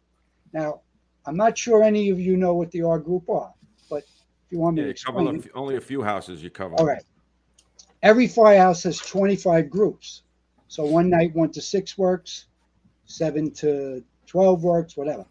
Well, there is one night with 25 to 5 works. And there's 4 officers. So every 6 members, you get an officer. Well, there's one time each month, twice a month, where there's no officer because there's nobody in that group. It's called a relief group. So some houses have a captain's relief group. So I asked the division, I said, can I go into the Battalion 1-5 relief group? They said, absolutely.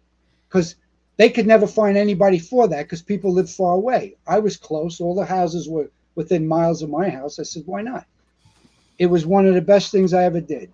And the reason was I did 62 night tours, 32 night tour, 62 day tour, 32 day tour, 38, 51 night, 38, 51, 63 day, and then 88 engine. So I just kept rotating those 6 houses all the time for the next 6 months. And what was good about that, I got to know everybody. Instead of covering, I got to know everybody. 62 and 32 were very busy. 63 was very busy. 38, 51 was busy. 88 engine was busy. I loved it. I was in the R group, and as I was traveling around, I got very close to the captain in 88 engine. He asked me to stay there. 63 engine captain, there was a Captain Gallagher in 88, captain in 63, O'Rourke, an old time, I can't remember. He asked me to stay there. One day I was in 3851, and I wasn't assigned there yet. I was covering, and one of the officers said to me, we're going to have an opening here. Would you like to stay here? I says, where? He says, in 51 truck. I says, listen, I just did 12 years in an engine and 1.5 years in a truck. I like to stay in the engine. What you're familiar with. He goes, nah, listen, give it a chance. So you know what? I put into 51, and what the division did is, after I had the R group, they put me into 51 UFO. Right, so now I'm at 51 a year before I'm actually assigned there. Yeah. And that was great because now I got to work with the same guys over and over and over again. And 51 was a really up and coming company, and we got really, really busy. And then in I think it was 92, I got permanently assigned to 51. But I knew everybody in 62, everybody in 38. Right, you knew everybody in the battalion already, so it was good. Battalion, I knew everybody in the Bronx, and that was 1990 and 92, and I was happy as a pig in shit. And now we're in 51 trucks. So how far is that from your house? Don't tell anybody. not even 2 miles. There we go. 51 truck. Matty Elberg, Tommy Brennan, Steve Quitner, Donnie Clank, Tommy Hoggy. Now you got to remember, Tommy Hoggy is the chief. Donnie Clank became a captain. Steve Quitner. Matty Elberg became an officer. Tommy Brennan, he worked on the outside, but he had great. This was really upcoming company. We when I got there, we had some old timers: John Epps, Bruce, Bernie Pearman, John Mayhem. Oh, and Charlie Halpin. I got to tell you a story about Charlie Halpin. Now I'm covering right before I got there. Charlie is driving me, and I see that he had a book in his hand, a summons book. So I asked all the guys, I said, what's going on with Charlie Halpin? He goes, oh, he gives out summonses like crazy. He gives out so many summonses that the job actually prints summonses with his name on it. And his car was an old police car. I would say, was he a cop before? You know, I don't even know, but he told the story later that someone he knew died in a fire, that somebody was blocking the hydrant. So he had, so what happened is he'd be driving along and all of a sudden he'd stop. He'd go, I'll be right back. And he'd pull over and he'd give a summons to the hydrant. A guy was parked at the hydrant. And I tell you, by the end of the month, I'm not kidding, he had 60, 65 summonses. And he would get, so one day, we're driving along, it's Easter Sunday. He pulls over and he's by the church on East Chester Road. He gets out, he starts giving guys summonses. But they're not hydrants, they're all double parked. But everybody's in Easter service. So the pastor comes out and goes, oh. So now I had to get out and beat it in between. The pastor wanted to choke Charlie because he's giving summonses to all the people attending the Easter sermon. Charlie, what are you doing? Tell us about this one here. We want to hear about your kid. All right. So later on, my son gets on the job. And one day we had a job and we were short a guy. So we needed a detail. And it just so happened, Division 7 looks around and sees that 90 engine has an extra guy. So they send over my son. So I'm sitting there. It's only about 3 in the afternoon. And he walks in and he goes, I'm your can man. I go, what are you kidding me? So I had to change the writing list and put him down. So now he's the can man. Now this is God's honest story. 15 minutes later, all the companies in my now I don't know if anybody knows where Jacoby Hospital is in the Bronx, or maybe Calvary or Einstein. Or near City Island. Well, anyway, an alarm goes off. I live by that area. An alarm goes off. I go downstairs and take the ticket. And it says 2021 My Street. Now, I live in the 1900 block. This is 2020 on my street. Now, we don't respond there. We would only go there on the second alarm. So I turn my son and I go, somebody is screwing with me, because this is impossible. How am I getting a run on this block? Turns out that all the companies in that area are out. So I got to go respond 1 block from my house with my son being the can man. So we come around, oh, I'm sorry. And across the street, my wife works for the dentist for 35 years. So I got my wife. So we make the turn, and the whole side of the private dwelling is up in flames. What happened is their electrical system outside coming up in the pipe sparked. The conduit. And all the aluminum siding is on fire. Oof. We put it out. We're by ourselves. We had to wait for 41 truck to come find it. We put it out. And of course, everybody's out. All the neighbors are out. My wife is out. The dentist is out. The whole staff is out.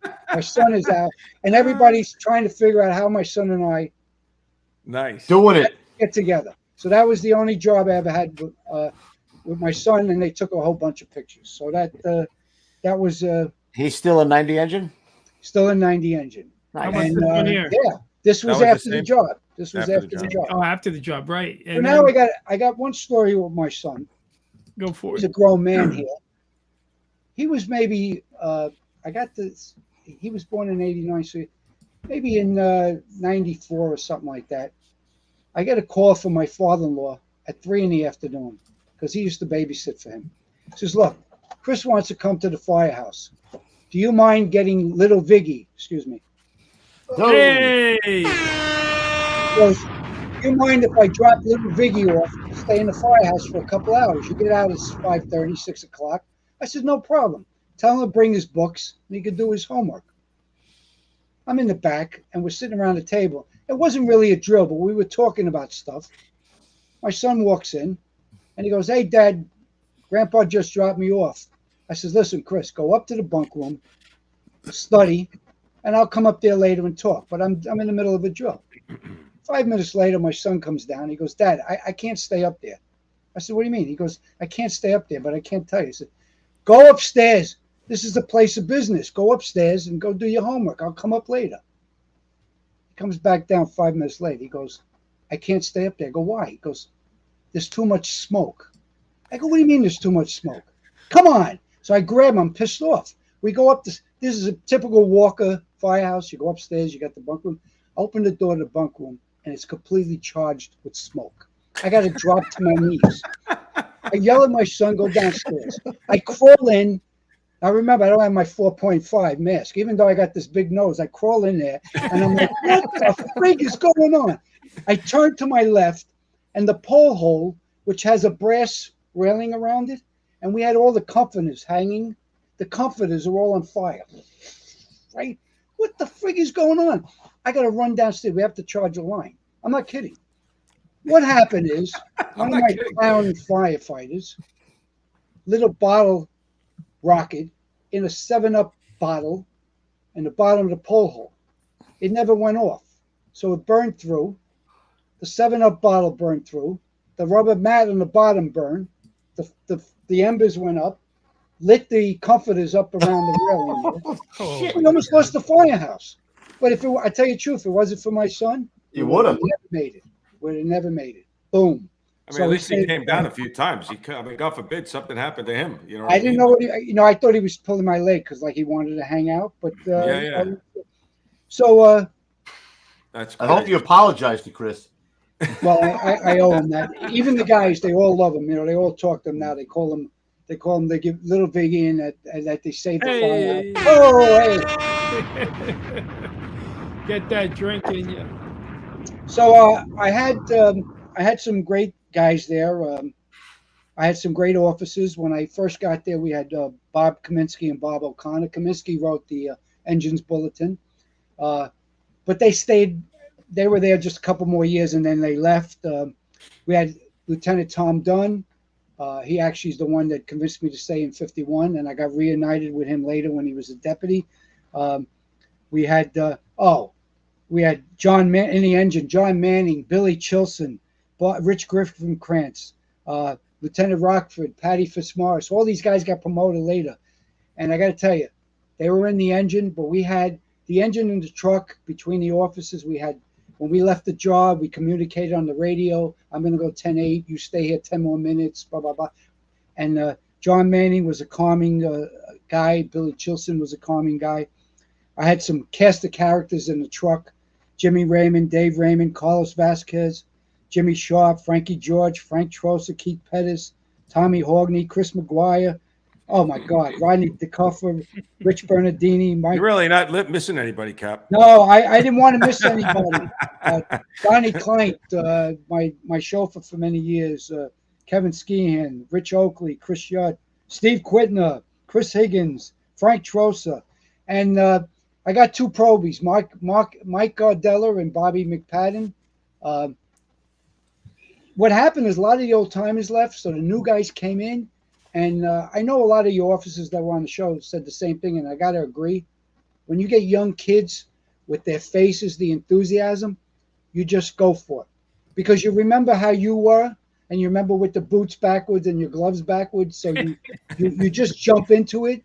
And unfortunately, we lost Bobby McPadden. He was in the rotation. He went to 23 engine, died in 9/11. But we had the funeral for him.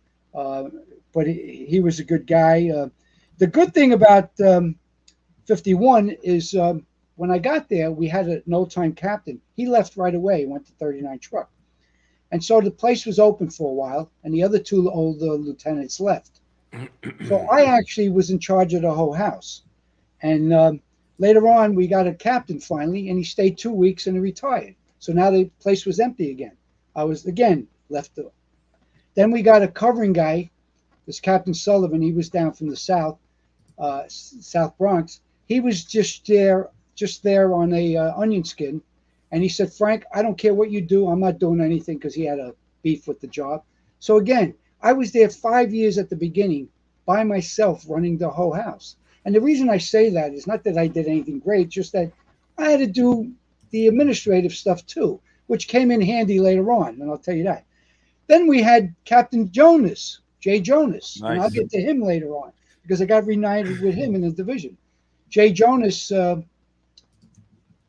a survivor of 9/11, and I'll tell you that later. But he came and he said, Frank, you can do whatever you want because I'm only here temporarily. I want to. And then, so again, I was thrown to. And then finally we got Captain Lucas, and Jim Lucas stayed for a while. But in the engine, we had Jimmy Manning and John Manning and Billy Chilston, and they were great. So I got a couple of stories for you. Cap, I just want to say we're almost at 1:40, an hour and 40. Oh, okay. I'm sorry. No. I just want to let you know, like, we still have a long way to go. I just want to keep you on point. You know what I'm saying? Okay. I haven't If heard I'm from blabbing Bruce in him like up, so 2 I'm hours. sorry. As firefighters, they break your chops, right? Well, it didn't stop with an officer. They broke my chops. I was a former smoker many years ago, but I can't go near it now because I can't take smoke. Well, they like to smoke their cigars. So what they did is, unbeknownst to me, I was sitting in the office and I was smelling cigars. I was going nuts. So we had a bookshelf. I took the books out and they stuffed all cigars in the books. So I had to clean that out. I cleaned everything. I still smell cigars. I moved the phone. They put cigars in the phone. I was going nuts. I cleaned the whole place, and it stunk. So I'm sitting there. I'm sitting there. I'm in the office. I'm the lieutenant, but they're busting my balls. But I didn't care. It's all fun. I dropped the pencil, and it rolls underneath the desk, and I'm trying to get the pencil, and I smell cigars. Cigars underneath the Son of a desk. bitches. They taped all the rotten cigars on the bottom of the drawer. So what happened is, no matter where I looked, they had these cigars all over the place. The office smelled. So now I was a need for it. Every tour that I came into, I would take everything. Is that why they called you Captain Lysol? Yeah. Well, there you go. Every day I came into the office. The first thing I did is took everything off the desk, squirted with Windex, cleaned the desk, sprayed a Lysol. Well, you know what they did? They took the goddamn Windex bottle and they put friggin' gasoline in it. Oh my So God. I come in one day and I wipe the desk down. I spray the shit there and I'm smelling gasoline. Now, good thing I didn't light anything. I mean, it took me days to get rid of that gasoline smell because they just. The brothers. Oh my God Almighty! So- I love it. So now we're on the apparatus floor. Captain And, Lysol. we come back from a run and we pull the truck in, and I'm sorry, the engine pulls in, and we're in the street, and one of my Probie says to me, do you mind if I back in the rig? I said, no, absolutely not. We're training here all the time. So he backs in the rig, and the back of the tower ladder goes through the windshield of the engine. Right in front of the chauffeur, the engine window is just right. Holy shit! What am I going to do? So we picked up all the glass. I called downtown. I get my buddies in the shops. That's another thing. Don't burn any bridges because you never know who you're going to need. I met a lot of people in my time, and I kept them as friends. I called the shops. We'll be up there in a half hour with a new windshield. Well, 5 minutes later, the battalion comes by.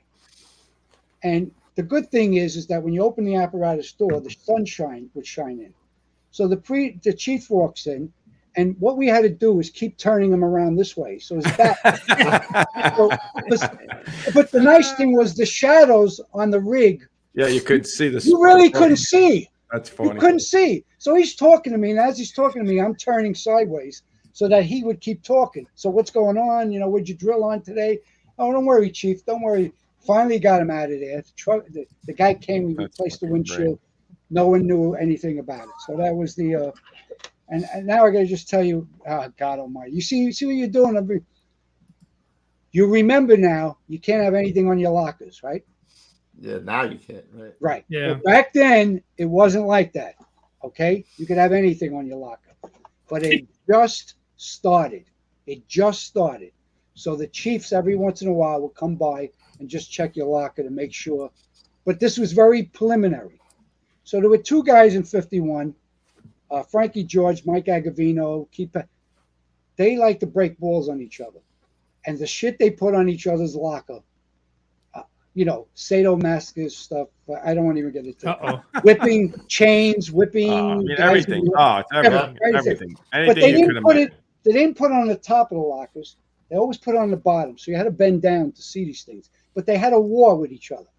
So one day I get a call. Chief Santoro is coming. He wasn't a battalion chief or deputy. He was a commander. He's coming by to check our lockers. So I says, well, again, this was very preliminary. So he comes in, he goes, Frank, come upstairs with me. We're going to check the lockers. So he's the first couple of lockers he's looking. He goes, all right, we got to run. He goes, don't worry about it. I'll go on the run. We come back. We're second due. We're standing fast. About 45 minutes. We come back. He's in the kitchen. He goes, Frank, everything was good. He goes, but there is a few things I got to show you. Could you come upstairs? So we go upstairs. He goes, this could stay. That could stay. He goes, now he bends over. And I bend over with him. And he goes, you see the guy in leather boffing the other guy? That's got to go. You see the guy? He goes, you see the guy whipping the other guy? He goes, That's got to go. That's got to go. Gotta go. He goes, you see the other guy riding the horse and whipping the girl in the front? He goes, that's got to go. Well, we're dying laughing. He's laughing. But he goes, Frank, it's got to go. He goes, it can't stay. He goes, it can't stay. Now, we got stricter later on, but he was good about it. But, man, let me tell you, he goes, see the guy whipping the other guy? That guy has got to go. So 51 was good. We almost killed a guy, but the truck officer is working in the engine. So we get a gas leak in the projects. Routine. The engine officer goes up with the truck officer, the cam man. We go upstairs, gas leak. Can't shut it off behind the stove. 5-1 chauffeur. Could you get the OV, shut off the gas downstairs? Goes downstairs, he can't get in the door. Lou, I got to get the saw. So he goes to get the saw. Unbeknownst to him, he's carrying it on his shoulder. What do you think he's doing? The gasoline is leaking out of the partner saw down his thing. 2 seconds later, he starts the saw. I don't know this. I'm upstairs. And a spark. Frankie Montero, who's the truck officer working the engine, looks out the window. I could say this because he's okay. You ever see the circus, the guy on fire? Yeah. All good. Frankie Montero, Ralph Manfredoni is running down the street, completely engulfed in flames, because as soon as he hit the saw, the spark came back. Frankie Montero, in his illustrious, he goes, hey, Frank. I go, what's going on? He goes, one of you guys are on fire. What do you mean? What? So I look out the window and I see Ralph running down the street. He didn't like the stop, drop, and roll. He doesn't like that move. I ran down those stairs. I ran down the stairs. He ended up running up the alley, and 39 truck and Chief Mo Rennie from the Division 7 was standing there. He actually tripped, fell, and they put him out with the can. But wow. What made and you know want? what? I'm gonna and you know what?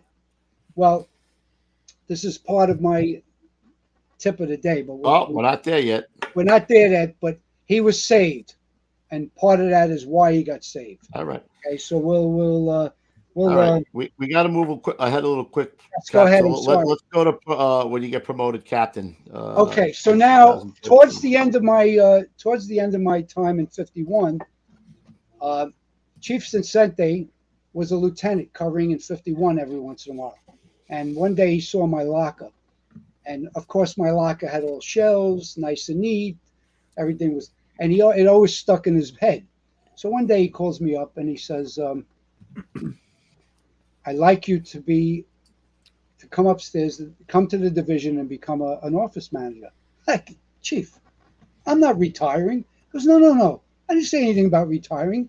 You got 36 years on the job. Come up to the division and you be my office manager. I need somebody. I go, why? He goes, well, I seen your locker. I know how organized you are. I smell Lysol. I got the Lysol. You can learn a lot. You can learn a lot about how a guy keeps his locker. I'm not coming up there. He goes, don't worry about it.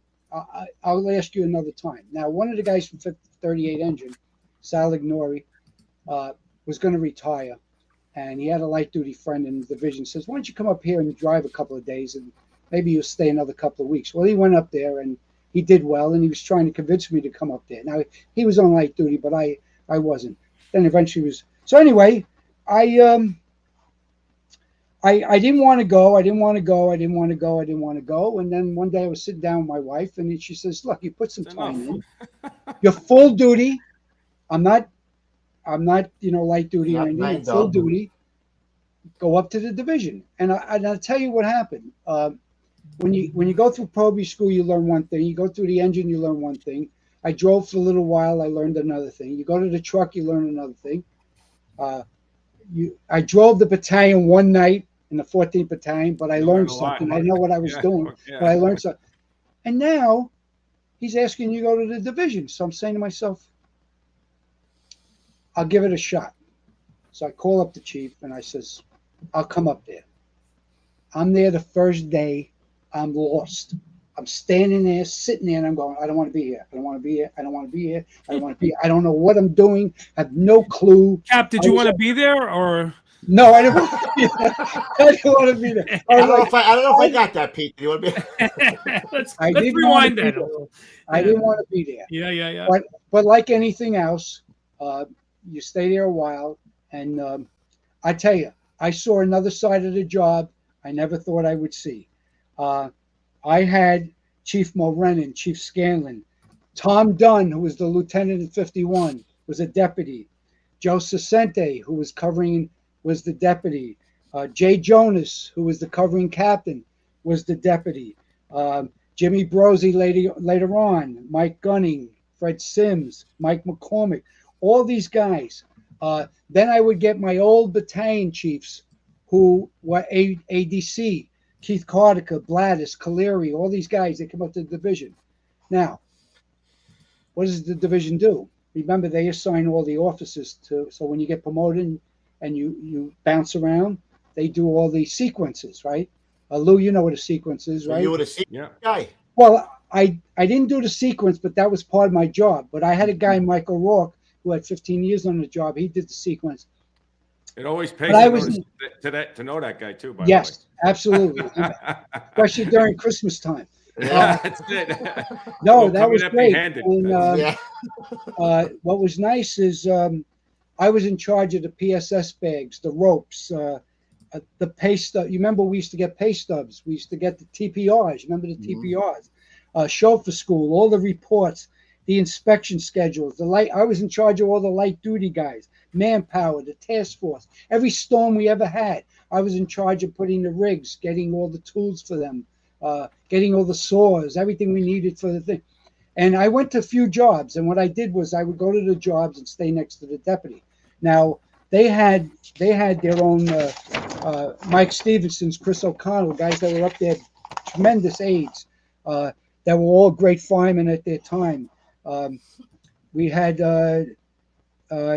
Mike Ulrich, Mike Stevenson, Mike Wellman, Arthur Avenue. Anybody hear about Arthur Avenue? No, never heard of it. Never heard of it. 6 blocks away from the firehouse. For the first time in 30-something years, I got a lunch hour. Wow. For the first time. So I used to go to Arthur Avenue and get the mozzarella. And, come on, every night, every day. It was great. I got to work with all the borough commanders. I got to give a shout out to 48 and 56 were downstairs, engine 48 ladder 56. we crucified their quarters all the time because the division would get teleprinter paper, 6,000 boxes of teleprinter paper. The guys would help, right? Yeah, PSS bags. But I would go to the training center and learn about the bags and the PSS bags and the hooks and the things there. Everything. There was a time when all the divisions, the chiefs would come in and they would go, Frank, you got it? I got it, chief. Everything except discipline they would take care of. I took care of everything. There were times I talked to all the deputies, all the commanders, the chiefs downtown, Chief Gala, the personnel at the back. They all knew me. I tell you, it was really great. I got to see another time. You know, the job is fire, but remember, fire can't be done unless all the support group behind it. And you can't do your job unless you have hose, and you can't do your job unless you get the right equipment. You can't do your job unless you have manpower. You know, this is all. 5 days a week, Cap? At the beginning was 4/10s. If I wanted to work 5/8s, I could actually do what I want. I usually worked 4/10s. A couple of times. Louis, 4/10s. How far was that from your house, Cap? Yeah. 3 miles. 3 miles. And, Right. but you know what? Couple of red lights. You hit a couple of red lights. You go to Arthur Avenue, pick up a little lunch for him and his wife, bring it over to the dentist office. They have a little lunch together. You remember that, Coops. I'm telling you, you guys are good. The Colombian Society honored me 2 years ago with Joe LaPointe. You guys know who Joe LaPointe is? Of course, yeah. For the unit. And by the way, that unit, after 9/11, that unit, I have to give a shout out to that unit because many years ago when we had line of Ceremonial duty, unit. we didn't have a unit like that. Houses would put together their own, ceremony. After 9/11, it was embarrassing because guys from LA would come over, Pittsburgh, everything. And we had nothing. I think the best thing the job ever did as far as that was concerned was put the ceremonial unit. And I got to give credit to Joe LaPointe, everybody that works there. Yeah, sometimes we make fun of those guys, because they put in. But let me tell you, the line of duty jets and all the ceremonies they put together, professional. And it's because of them. So, again, you see other things, Yeah. Then we had Matt Getz, Hank Fellner, Chris McGuire. They did the sequence. I overseen them. I would get calls from all the officers. Can I be put there? Can I be put there? I would really make my own decisions, but I would confront, I would consult with the chiefs. What do you think of that? And they would always tell me, doesn't matter what I tell you, Frank, you're going to do what you're going to do anyway. I would say, well, Chief, I look after your own, I look after your interests. So I did that. I mean, what are you going to tell a guy with 40 years, right? I mean, you're not going to really tell him anything anyway. I actually, and I don't mean this in a bad way, I had more time than all the chiefs. And the nice thing is they respected that. Of course. They had more knowledge, but I went to a lot of jobs and stayed with them and I watched what they did. And it's funny, all the fires go out. Chief Jonas had his own way. Chief Sesente had his own way. Quick story about Chief Sesente. His persona outside was different in the firehouse. I mean, he was funny as hell. Chief Ron Werner was funny. Chief Jonas was him and Jonas and I are big Yankee fans. The persona they have outside, strict, funny, things like that. Of course. One quick story. When awaiting relief was coming in, remember when awaiting relief was a big thing? Guys were taking an hour and a half. Yeah. Well, Sesente comes in one day and he goes, "That's it. That friggin' 90 or 41, I'm going there. I'm going to rip some asses. I'm going to kick their ass. I'm going there. Come on, Chris, let's go. We're going over there." He lights his siren. The 9041 is going to rim their asshole because they had like 10 awaiting reliefs that were out of, well, I called my son up and I said, listen, because he's in 98. He was working. I said, Sesente's on his way. So what did my son do? He gets 6 pizza pies with all kinds of shit on it. He knows how to do it. Pepper, things, soda, all kinds of. Sesente walks in, and this God's honest truth. He walks in, he goes to the kitchen, he starts screaming. And then he goes, "Oh, pizza." He goes, sausage. He goes, sausage. Well, Fuck, about an hour and a half later, What was I here for? What? my son calls me in the division. He goes, he's on his way back. He didn't. I said, so what happened? He goes, he didn't say a word. So now I'm waiting on the top of the stairs. The door opens. Chief Assistente walks in. I go, you folded like cheap lawn chair. You folded. He goes, what? I go, what'd you go there for? He goes, I don't know. I go, what'd you go there for? He goes, I don't remember. He goes, but you should see what I ate. You could see what I ate. I had pizza with sausage, mushroom. I went there for the mushroom and onions. That's what I went there for. You know what, Cap, is funny? That I always liked when the aides would call and say, hey, the Chief's, just a heads up, the Chief's going to be coming over, just so that, you can prepare yourself, make sure everything was it's the right thing to do. It's the right thing. And I don't know if the Chiefs would tell you. They knew. Yeah, they say. 41 engine, this old timer came in one day, and he was a big smoker. He came in with a dirty jack, and he's like, oh, there was nobody in the house watch, right? He reamed our ass, right? And an old timer was driving. So after he left, we called the old timer. We says, why didn't you call us? The guy reamed our ass. He goes, ream your ass. He don't give a shit. It was all a show. He goes, he didn't care. So it is good to call. It is. Chief Steve used to tell the aide a different address, a different place they were going to. We'd call ahead. Yeah, I love it. So I learned a lot from the nice thing on my last day, 48 and 56. The schoolyard across the street, they had a big tent set up. They invited my wife, my sons, and my brother, and a few of my nephews and friends came over. Chief Danny Sheridan brought his father-in-law, my first captain, Captain Bob Hess, to my last day. He came in a walker. No, and I tell you the truth, guys, I cried my eyes out. My first captain. Yeah. Wow. In the quarters of 48 56, Bob Hess walked in and a walker. He kind of knew who I was, but he kind of, and believe it or not, a couple of weeks ago he passed away. I was going to ask you that before. I have to thank Danny Sheridan for bringing his father-in-law. You got pictures of that? Sorry, I'm just trying to handle a little. Well, maybe not him, but we have the pictures of the. I'm sorry I blabbed away here, but No, don't worry. No, hell no. I told my friend I was going to be on, and I said, I got to talk for 2 hours. The guy goes, "You mean they're not going to give you 3 hours?" And you thought Colette was a talker? Oh no, what's his name? The retirement. You got the retirement pictures, Pete? Yeah, I do. No, what's his name? I'm just trying to ban people in the chat right now. That's in the front of 4856. That's my wife. I was giving her a hug. You know what she was telling me? She was telling me, I forget it. You're going to get lucky tonight, baby. Yeah. Oh, my God. Those are the 40-year guys. That's Precipio. You should get him on the show. Well, I'm getting him. And Kirshner, 88 and 45 and 58. We all had over 40 years. And we made sure we put Chief Jonas's name on the top because he was a month away from having 40 years. Wow. So we're going to get him.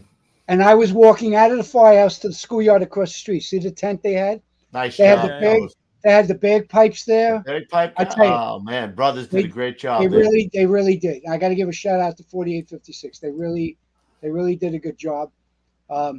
What's that picture, Petey, with the head? We never get the story with that. Yeah, what's the story with this one here? Okay, so somebody did you dirty. So at the Colombian dinner dance, I get up to get my award, and I have to make a speech. So I'm standing there making a speech. I turn around, and my guard, we had 4 tables. The place was packed. It was 650 people. My goddaughter made 45 of these on a stick. So when I turned around, all the half of the Russos on the bay had this in front of their face. So here I am in my speech, and I turn around, and I got everybody looking at you. And I got 40 Captain Vignali's. So they put it up on the division, and it's still there. Nice. Yeah, one of the guys said there's a head still in the division. Yeah. Oh my God. Ruffy, what do you always say? No matter where you go. There you are. There you are. From yourself. Can't hide from yourself, baby. All right, Pete. I think it's that time, bro. I think so too, man. It's man, Cap, great stories. I hope I did it justice, and I apologize to everybody if I missed some names. No, what do you I didn't miss the name. Hold on. Did you take out your phone book? because I think you might have missed two. Don't you understand? I'm prepared. That's why they put me in the division. Hey, we love that. We love Papers, that, I see Cap. papers flying over there. We love it, Cap. All Yeah, great good. job. But All right, Pete, guys, you know what time it is. I know exactly what time it is for. It's time for the old school tip of the day, which is brought to you tonight by www.theburnbox.com.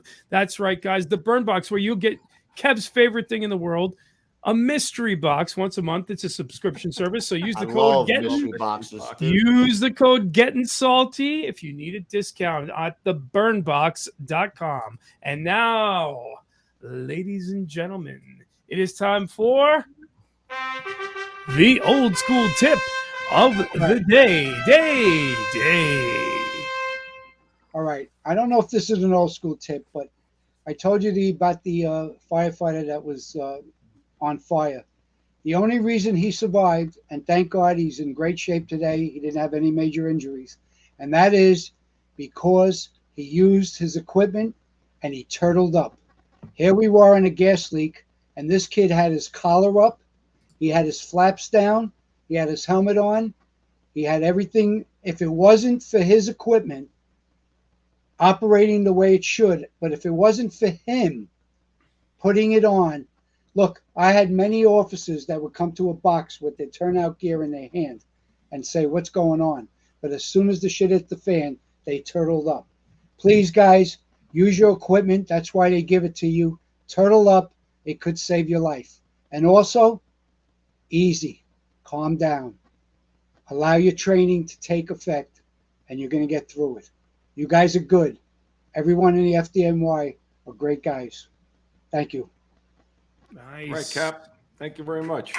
That was great. 42 years. God bless. 42 Thank years. You know what? I probably would have went to the office maybe around 30 years. I would have been screw this shit. The shoulder's bothering you. I gotta get up here. Well, The lower the, back. the nice thing is that at the beginning I was allowed to work out in the field a little bit, so it was good. Yeah, a little bit. That All was right, Cap, I'll ask you one question. You ever miss a run in 42 years? I actually did. Oh, see, one. Everybody misses a run. I got detailed 83 and 29, and I see. Actually, I can't be sure. They told me I did, but I'm not really sure. Because you know what happened? I was detailed 83 and 29. I was sitting in their bunk room, not in their TV room, and I don't know. Again, I was very young. I was maybe 3 years on the job, Right. and I was sitting there. Somebody comes over to me and taps me. I must have and they go, you missed the run. I still to this day, You don't know. not sure All right. if it's true or not. It's almost I would always have to at go a back different to house. some of the old timers. It's I don't always know. at a different house, almost always, because like Yeah. you said, you don't hear it. Oh. And you're in a back. Yeah. room Yeah, or I don't something. know. I can't be sure, but I'm gonna chalk it up and say I did. That's funny. Nice. You got any All right. shout outs, Ruffy? I do not. No, negative. Oh. Did anybody ask any questions? No, they just wanted us for you to tell the Captain Lysol There's love. story, and we got it. So Well, that was that. well, And they were like listening to your stories, is what they were saying. Most of them. That's A it. lot of them. I'm going to throw out a shout out. I'm going to give a shout out to somebody that Louie knows. My brother in law, Louie Gamarado, not even a fireman. He's hooked on the show. He loves to watch. Great guy. So hopefully we're transitioning to people who are not firemen, Pete. You know what I mean? We're getting that Yeah. interest. Yep. That's what I've been Lovely. dying Great for guy. this whole Isn't he time. a But great guy? Yeah. He is. I got a shout out to everybody who's asked us to get Steve Buscemi on the show. We never thought of that. No, And I was really? gonna- Yeah. What is that? Never even New heard of him. rule. New The, rule. If the you active recommend firefighter. if you recommend Steve Buscemi on the show, Have a give us- contact number. Have a contact number. Yeah. That's it. Yeah. By the way, That's real it. quick, Jack McGee was in 3851. Jack McGee stars in all the movies. He's the chauffeur. He plays cops. He plays firefighters. Yeah. He's always he was in 3851. You have his number? I'll take it. New rule. New rule. Just came up with it. If I I was- had a nickel for everybody who said, he'd be good. That's where. Yeah. No, I don't even know him. Oh, really? Great. Yeah, Thanks for your. Oh, Oh, the slogan at 41 engine was "Your old lady likes it," but that's all right. That was the Right. slogan. I didn't know if I should say that. Of And, course. Of course you And can. Keating said metals are like assholes. Sooner or later, metals are like hemorrhoids. Sooner or later, everyone gets it. Oh my God. I like it. All right, Petey Pie, what do you got, man? Take us out, brother. Yeah, well, guys, you guys all know the deal. Hey, Captain, just hang with us until the end of the show, and then we'll see you in the backstage. All right? Thank you very much. Hang tight, brother. And great show. Thank you. All right, guys, you know the deal. Audio, you can listen. That's right. Listen to this podcast on the way to work, in the gym, wherever, however, on any of the players, iTunes, podcast, Spotify, iHeartRadio, wherever fine audio podcasts are found. But if you're here at youtube.com, / Getting Salty Experience, take your nasty booger hook off the triggers and hit that like, subscribe, and share button. That's how we grow the show, guys. Likes, subscribes, and shares. So please help us out. Instagram, guys. At Salty Dog Inc. is where you'll find us, and you will find the finest, freshest, coolest, old school fire photos that Mr. Refrano is curating at 5:59 a.m. right before I get my first text of the day. Petey, you awake? Are you on it? Are you ready to go? Are you ready and fired up for the fucking show tonight? That's the one every morning. 5:59 a.m.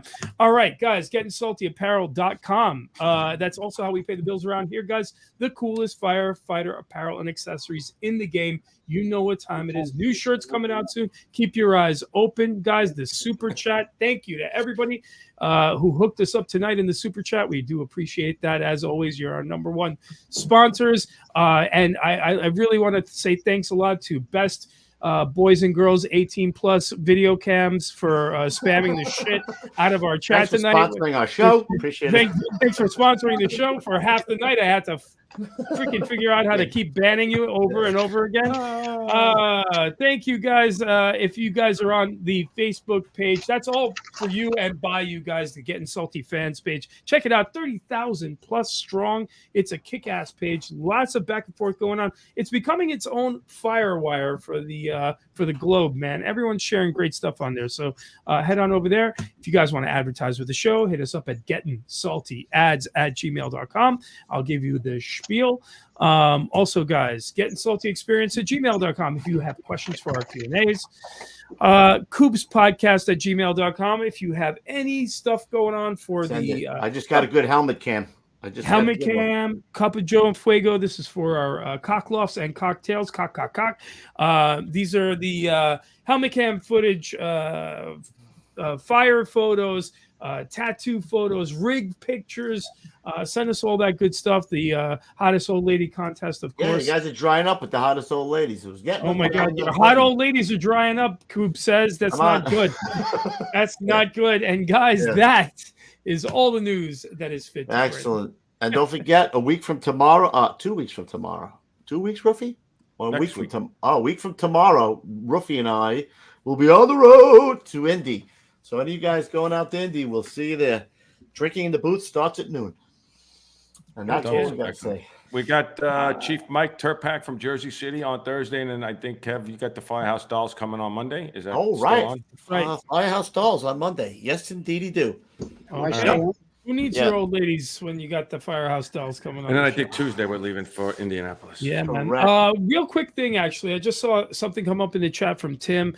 It's a shout out, not a shout out, but kind of a mention of Mark Missal. He's a FDNY member who passed away this week up in Friends Lake, New York. He retired out of Engine 154, and he passed away as he was on the pile at 9/11. So I'm assuming, but if you have those things, try to shoot it to us on Facebook so we can get it all ready prior to the show. Yeah, and we'll give a proper rest in peace. Rest in peace to that Mark Missal. Yep. And all right, guys. Cap, thank you. Stories were great. I hope so. I want to thank you guys for what you do. It was very funny, Cap. Without you guys, some of the people don't learn what's going on. Thank you. Cap, it's our honor to do this, to carry on the stories of the FDNY and the fire service period. It's a pleasure and an honor. Yep. And with my new Verizon Internet. Oh my God, it was great. Fuck it! Oh, All right, for you guys Hey, out there, it was fuck freaking it! great. Verizon Firehouse, if you guys want to Wow. sponsor the show, please do. Because look at this. We got this a guy smiling from ear to ear. He was freezing on his porch last week. Yep. I mean, for crying I'm out going to loud. work out because I don't want to Yeah. see myself in that picture anymore. Oh my All right, God. do it. Don't hang up yet, Cap. We'll All right, talk to you in the fellas. back. We will All right. see you on Thursday, Jersey City, rough and tumble Jersey City. I can't All right, wait, guys. man. Yep. All right, stay low and go. All right, everybody, have a good night. We'll see you at the big one. Cheers, everybody.